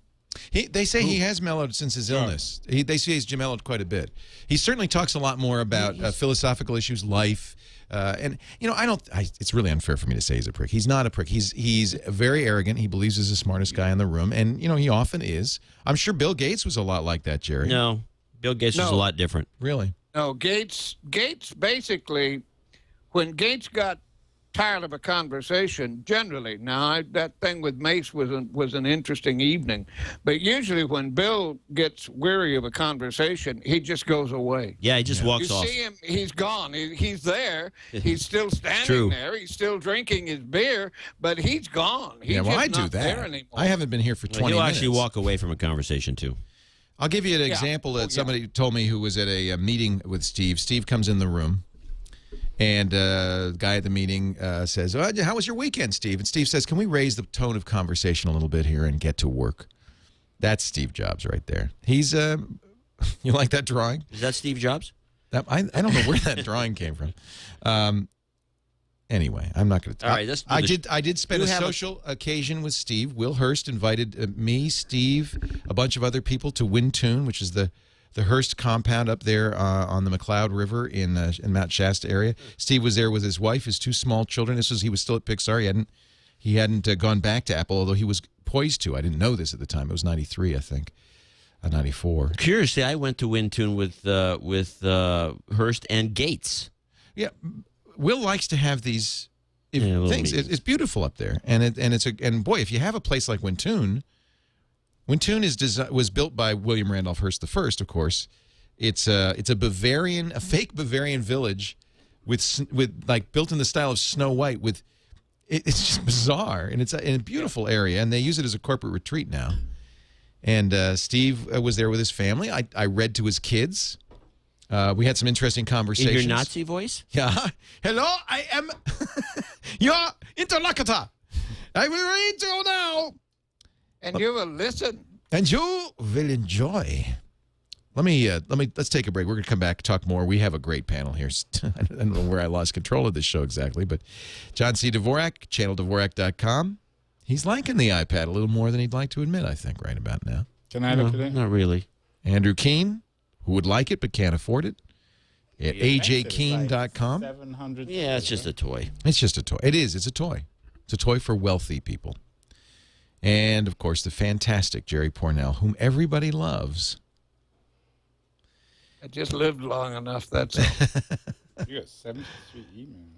Oh, that's nothing. That isn't even reflective of the real emails.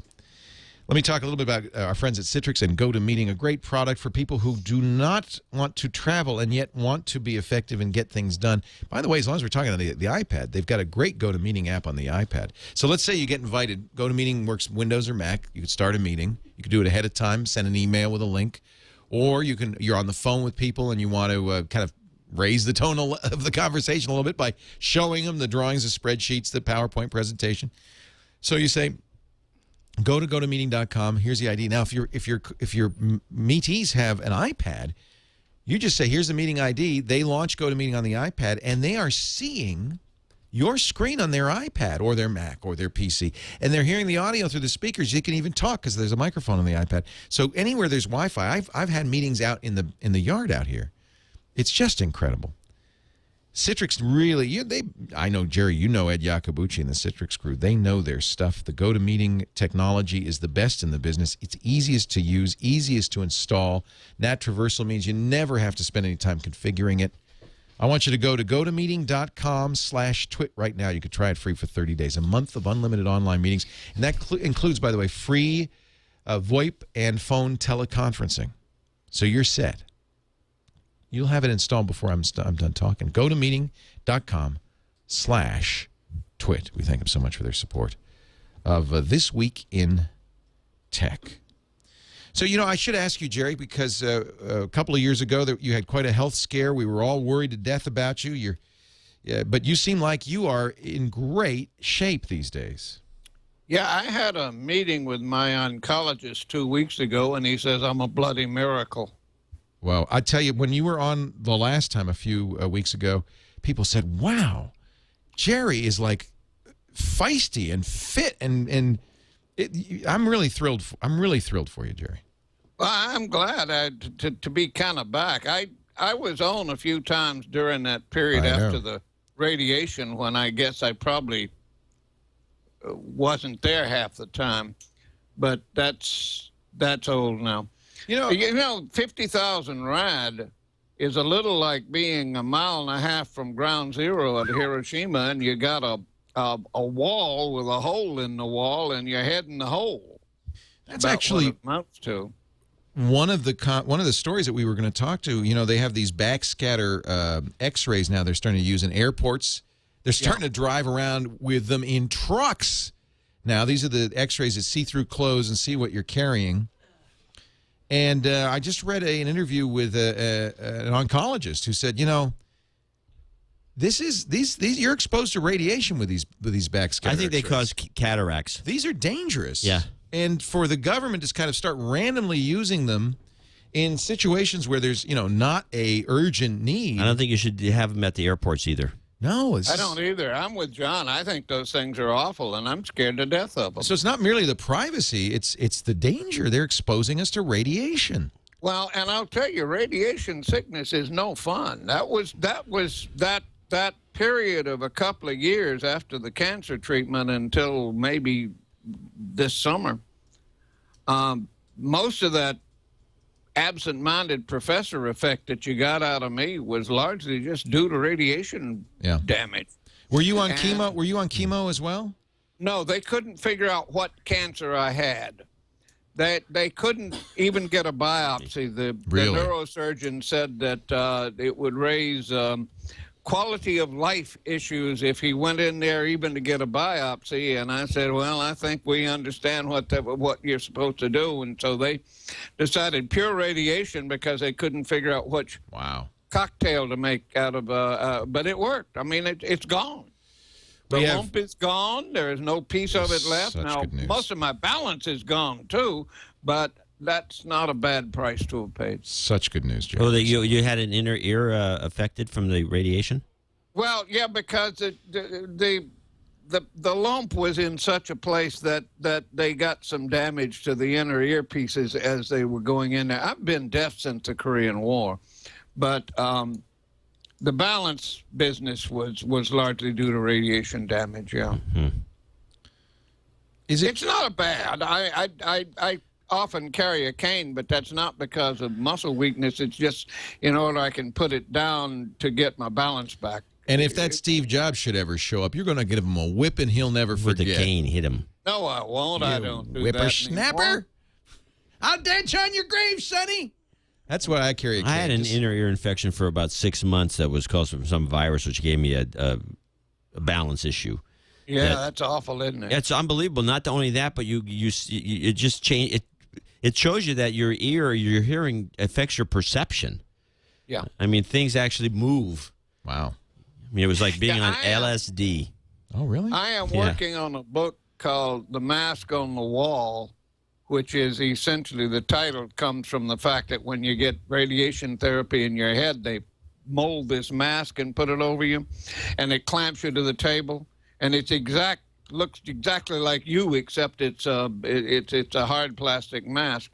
But I'm planning on doing I'm doing the notes on a book on cancer survival as a result of the experience. Fantastic. Do you think how long it takes to get back to normal, which is longer than you think? Well, you remember, because I was on a year ago, and I think you were not exactly thrilled by some of the. You know, the only issue, Jerry, was your voice. I loved what you said. Yeah.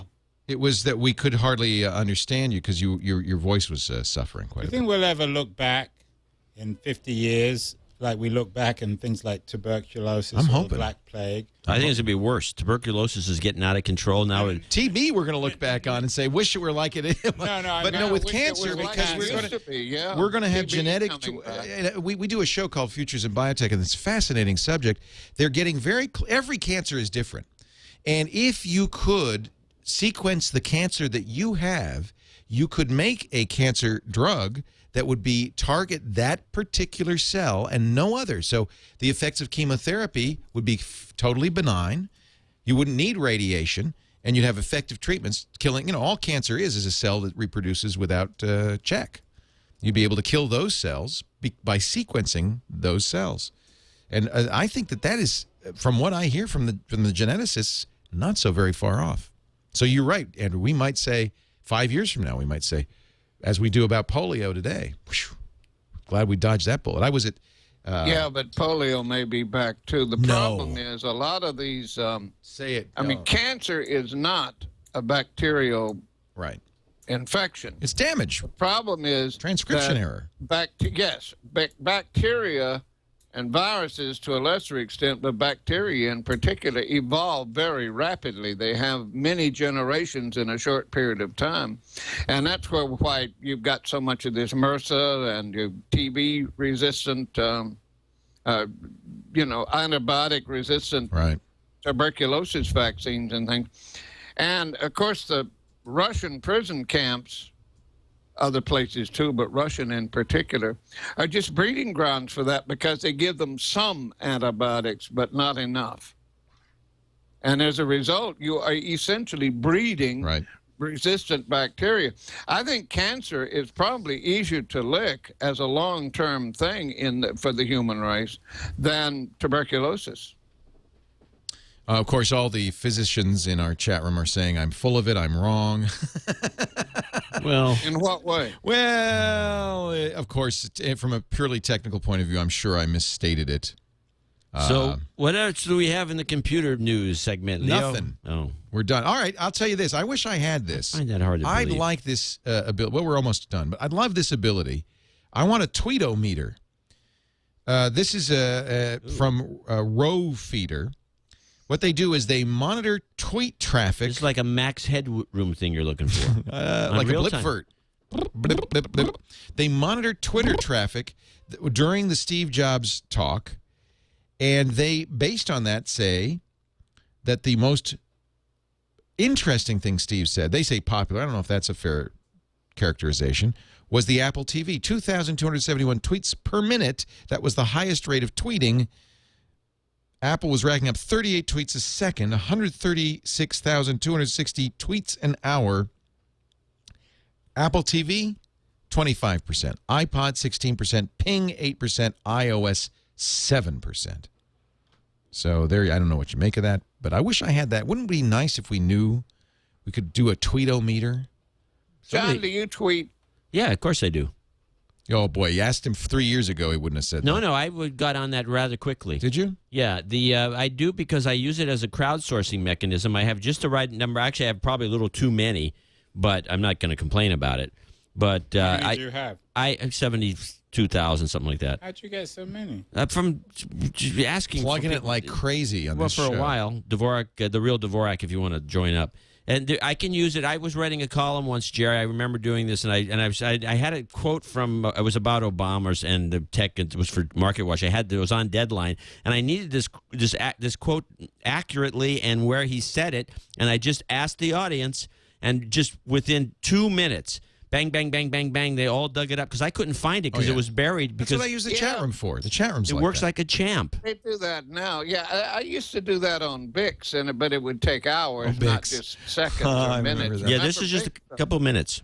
Well, that's, it's a little, everything's faster. I was now. going to download some software I needed to do to move certain kinds of video formats from one to another, and I just asked the crowd, and they all had their own ideas, but then at least you knew where to go. You don't tweet, Jerry? It's interesting that you can do that with Twitter. I mean, one of the big advantages of being one of us, is that we all have access to tens of thousands of very smart people, and there is probably no question that has a real answer that we can't get within, in my case, hours.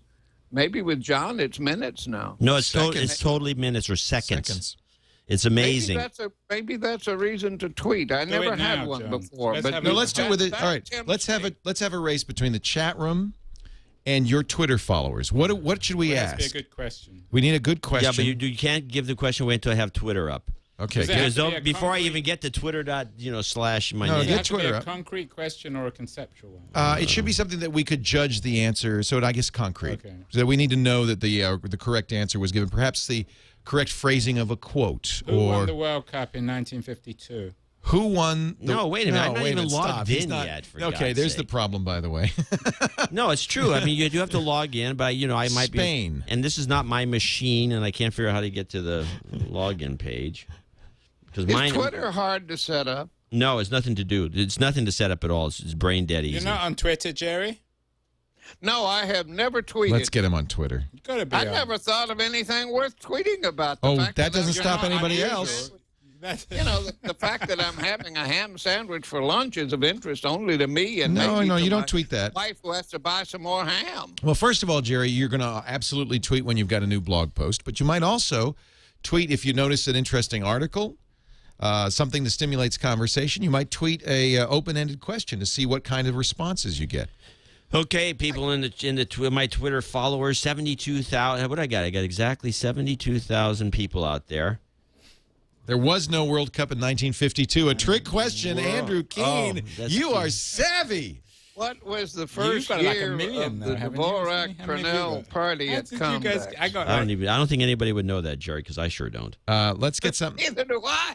All right, no, let's see if they can find it. We're trying to find this out. When was the first Pournelle Dvorak Comdex? That's not going to work as a question because we don't know the answer. You need the right answer. So people are going to come in with all kinds of dates and times. Everybody says we know close because we know who came in later and bought lots of champagne on his credit card.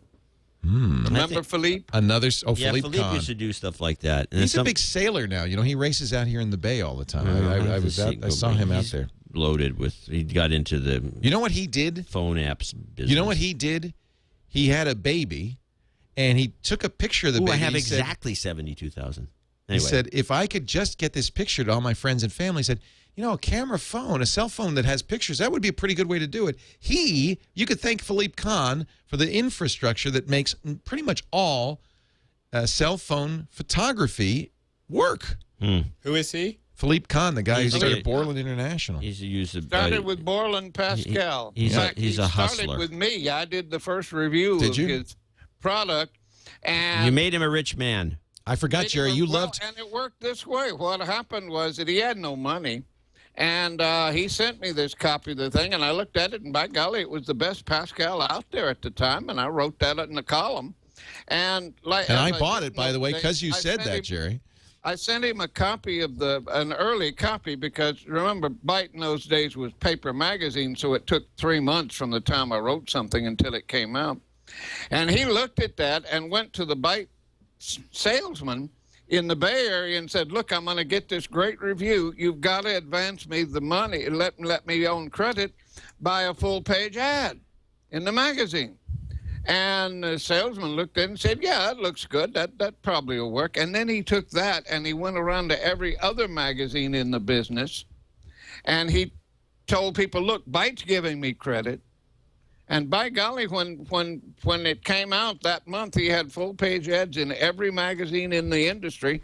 And he sold something like 100,000 copies of Borland Pascal in 3 or 4 weeks, which built his company from nothing.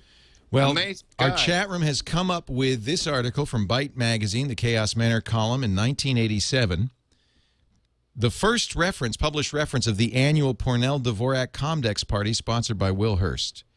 Now, all right. my feeling would be that there's got to have been earlier ones, since it said the annual Pournelle Dvorak. Right, that would indicate it's been in play. Unless Jerry was a little tongue-in-cheek here. No, I don't know. No, I think it was earlier than 87. Let's come up with a question for the TWiT challenge. I got to say though, that's pretty impressive. The chat room actually came up with the chat room's got 1,000 people in it. It's a good number. They're all on right now. My number of people that are actually on Twitter is low. It's probably 5,000. Are they all Wi-Fi installers, Leah? I don't know. Do you have a Wi-Fi question? Would you like some help with your Wi-Fi? Yeah, Andrew, you can get some help. Chance. What do you want to know? Here's your chance, Andrew. I'm paying $70 at Sonic.net. Is it worth it? And no, for DSL? I don't know. It's like high speed, but I can't tell the difference. Is it Wi-Fi only? You don't have a hardware? This is a brain-dead question. This is no good. That's no good. No, we need something that's more... And by the way, the answer from the chat room, no! No, that's not worth that money. No! I get mine as part of my cable modem package. No! We pay $700 to SonicNet, but we get a little bit more than they're getting. I would hope. Well, it's the bandwidth we use right now to stream the show and to do the Skype calls and everything. He should pay just because he's clueless. The chat room saying, you better. Andrew, that you have been insulted. You've opened up a can of worms. Thank you, Jerry. Oh, snap. Oh, no, you didn't. All right, I'm going to wrap this up. You guys are great. We will have the great Twitter chat race another time, unless we can come up with something. Yeah. You must have a No, question. I think we should have it another time when John's got his crew all set and ready for it, and then we just do it and chat room versus I got Twitter. one. What are the 39 steps? Depends on whether you're talking about the movie or the book. Oh, there's a different answer in the book? Oh, yeah. Yes, big time. Quite different. The book is totally different than the movie. Oh, interesting. I love that movie. Okay, what year was Hitchcock's Vertigo made? That's too easily Googled. No, that's too easily Googled. Oh, so it has to be... It has to be something that the crowd... What were the 39 steps? Yes, that's a good question. Because you couldn't just... Well, I guess you could Google it. You could Google it. What were the 39 steps? Yeah. Well, but you do have to know that they're different from the movie and the... Right. Yeah. Right. The book, by the way, is very much worth reading, even though it's written in the style of that time It period. is. I agree. Really? I'll have to get it. Who wrote it? But it's still John readable. Bakken, isn't it? Yeah, I forgot who wrote it, but it's available online free as a download, Oh, that's and you good. can put it on your Kindle and read it there. Well, that's a good question. Who wrote it? John Who wrote? Bakken, right? Well, that's another Googler. You can Google that. It's hard to come up with a question that isn't easily Googled. The thing that I use the Twitter for is when you have something that's so much in the news that the answer to the question can't be Googled.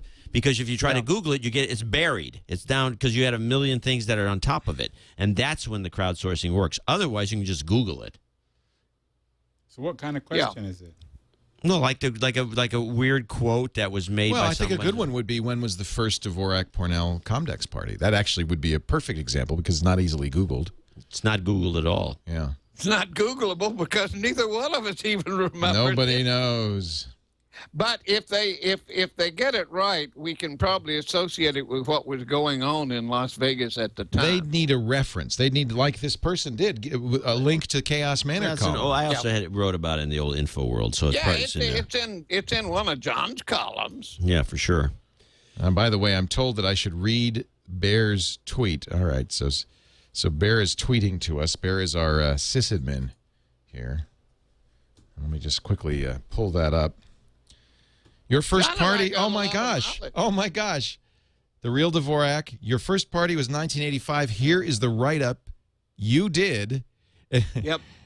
85 sounds Look at just about John. right. Look at John. Fear and loathing at Comdex parties. I still have That's those glasses. it. Those are the glasses that the tech remember grouch that. wears. Would you wear Fear those? and Oh, you do. loathing at Comdex parties. Yep. How come you don't wear glasses anymore? The party, okay. Glasses like that? On Good Monday, grief, before leaving, John. I met with Wes Thomas. Was that Karen Thomas's father? Yes, Karen Thomas's father. The event-minded PR star from East Northport, New York. Wes would coordinate, quote, the party, end quote, referring to the Dvorak Pournelle Hearst yearly ad hoc party. Again, yearly, I suspect there might have been an earlier one. No. It's designed as an alternative party for writers and celebrities and anyone who can find it. There would be no written invitations. Unfortunately, there was no acceptable place to hold the party. Wes had lined up the Neiman Marcus Fashion Mall, but some nervous That's administrator... late. That was about the fourth one Yeah, with the Newman Marcus party. Yeah. party. Well, No. wait a minute. No. The Hughes Cottage, the Hughes Suite, the Terrace Room, and the Fashion Mall all being considered. For a short time, we were going to the Italian-American Hall. It was too far a walk. Raced out to the Meadows Mall to pick up a rented tuxedo. Where did you have it? I don't know. I don't even remember this column. I remember it. I jumped into the rented Ford and zipped over to the secret Apple party. This was the party of Comdex. Apple held it at the Bayshore restaurant. Rock and roll groups, dancing ladies, and a huge crowd in a drunken frenzy. What year was this? This is 85? Yeah. These were So the good I old guess days. Our first one had to have been more like 83. Maybe The 84. first one was in the hotel. I think it was at the Desert Inn. It was in the Desert Inn. Was the first one. You said it says that this was at the Gable Ballroom. It was an unscheduled event, 100 or so party goers. Jim Seymour holding court at the bar. Finally, most guests arrived in the ballroom. Food and liquor donated from InfoWorld, 800 Software, Gates Distributing, Computer Currents, Hercules. The party began. Philippe Kahn made his annual good luck appearance with his traditional public announcement of champagne for everyone. Mm-hmm. Even the reclusive Bill Gates, even in 85, he was reclusive, attended. Listen to these names: Trip Hawkins, Dan Bricklin, Lee Felsenstein, Gary Kildall, and David Bunnell. Yeah, we used to have great parties. Well, the thinking behind the party was that if you had some big names, and Jerry and I talk about this stuff all the time, you put some big names, you got Hearst, Pournelle, Dvorak, and you organize a party, you throw another few big names out, and then everyone just gravitates to it. And so it was very successful for year after year, and then, of course, it became too big. Here we go. That became a problem. Another suggestion from the chat room. This is Dvorak's Inside Track column in the back of InfoWorld. Comdex Party Success Formula. I decided to organize a Thursday night party as a last-minute ad-lib to save the show for myself and friends. I called my friend Will Hurst and fellow columnist Jerry Pournelle. This is it. This is the beginning. It would be the first annual no-name party. Oh, the no name. And the date is December 24th, 1984. And the chat room got it. Well, you didn't give my people a chance. Set my people free, says John C. All right. But we did get the answer. You got one from Twitter, and you got one from the chat room. The first one was from Twitter. Bear on Twitter, he got 1985. Right, he's But off I think the the chat room won that one big time. Right, Yep. chat Yep, they win. With- 84 was it. with Yep. a link, and that was Web 2745. Who got All that. right. Thank you, Web 2745. Boy, if that doesn't bore him stiff, nothing will. I tell you, now we've officially jumped the shark. No kidding. Pretty much every Once show again. now. Oh yeah, no, it's a weekly shark jump We should call this show. Forget TWiT jumps the shark. again. The weekly again. shark jump. I The like weekly that. shark The jump. weekly shark Hey, you know jump. what? That's a great name for a show. It would be. Weekly shark jump. You don't Yes. have. You can't jump the shark. Wow. You pre-jump the shark. Ladies and gentlemen, we do thank you for joining us. If you would want to watch this unedited, unexpurgated, and live, you could do so at live.twit.tv every Sunday. We do it at 2200 UTC. That's 3 p.m. Pacific, 6 p.m. Eastern. You could also join the chat room so you too can watch and mock as we jump the shark. That's irc.twit.tv. And, of course, after the fact, the show is memorialized for all eternity at twit.tv. You trying to make that squeak? Twit.tv. Just twit.tv, frankly. That's it. Is this going to be edited? I doubt it. I doubt it. John C., great to have you. ChannelDvorak.com, as always. And No Agenda is fantastic with that Adam fella. Don't forget the Tech Grouch. And, of course, Cranky Geets, your TV show now. What's triangulation? Triangulation is a show that John and I did once many moons ago with Larry Lessig and really should do again. Lessig? Yeah. Yeah, he was a guest.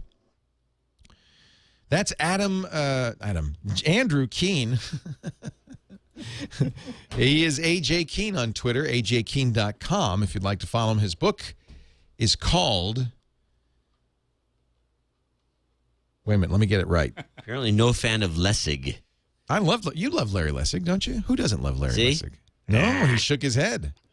The cult of the amateur, how the internet's screwing everything up for everybody. I keep getting that subtitle wrong. I like that thesis. I'm not sure I agree with it. You know what, but I Jerry? like You it. should read the book. It's very well thought out, very well written, and quite challenging. It got my blood boiling. I loved it. Oh, yeah. I was pissed. You were pissed, really? Oh, yeah, because I'm the amateur. Yeah, but that's bogus. How are you You're the not the amateur. You're a fake amateur. But I represent. I am a believer in the democracy of the internet, and I think that's part of the power of it. yeah, as long as you're the leader. As Yeah. long as you're in charge. Now, come on. You've kind of taken my place, Leo. Oh, in man. this business. Oh, And So there's still- a quote. He's going to still be my putting that heart. on his business cards Jerry now. Pournelle says, I've taken his place. I don't think so, Jerry, but I am immensely flattered that you would even say anything like it. Jerry Pournelle is literally the guy who got me started in this business many, many years ago and really informs everything I do because always Jerry represented the user. Users first. Jerry, thank you so much for being here. JerryPournelle.com. He continues to write the Chaos Manor column. You can subscribe to it there and read all of his other readings. Thank you, Jerry, for being here. We really appreciate it. And John and I want to come to your... I think we should do a twit from Jerry's library. Anytime. We would love to do that. John and I We would can come set down. things up here. Yeah. It's just, look at it. And that's John tells me that's just a fraction of the total. This is the small room. The great hall is the one that you see through the door over my shoulder. Holy cow. I want to go to the Great Hall. You'll probably find a few books you'd like to read. One or two. Jerry, thanks for being here. You're the greatest. Thank you all for joining us. We'll see you next time. Another twit This is in the can. amazing.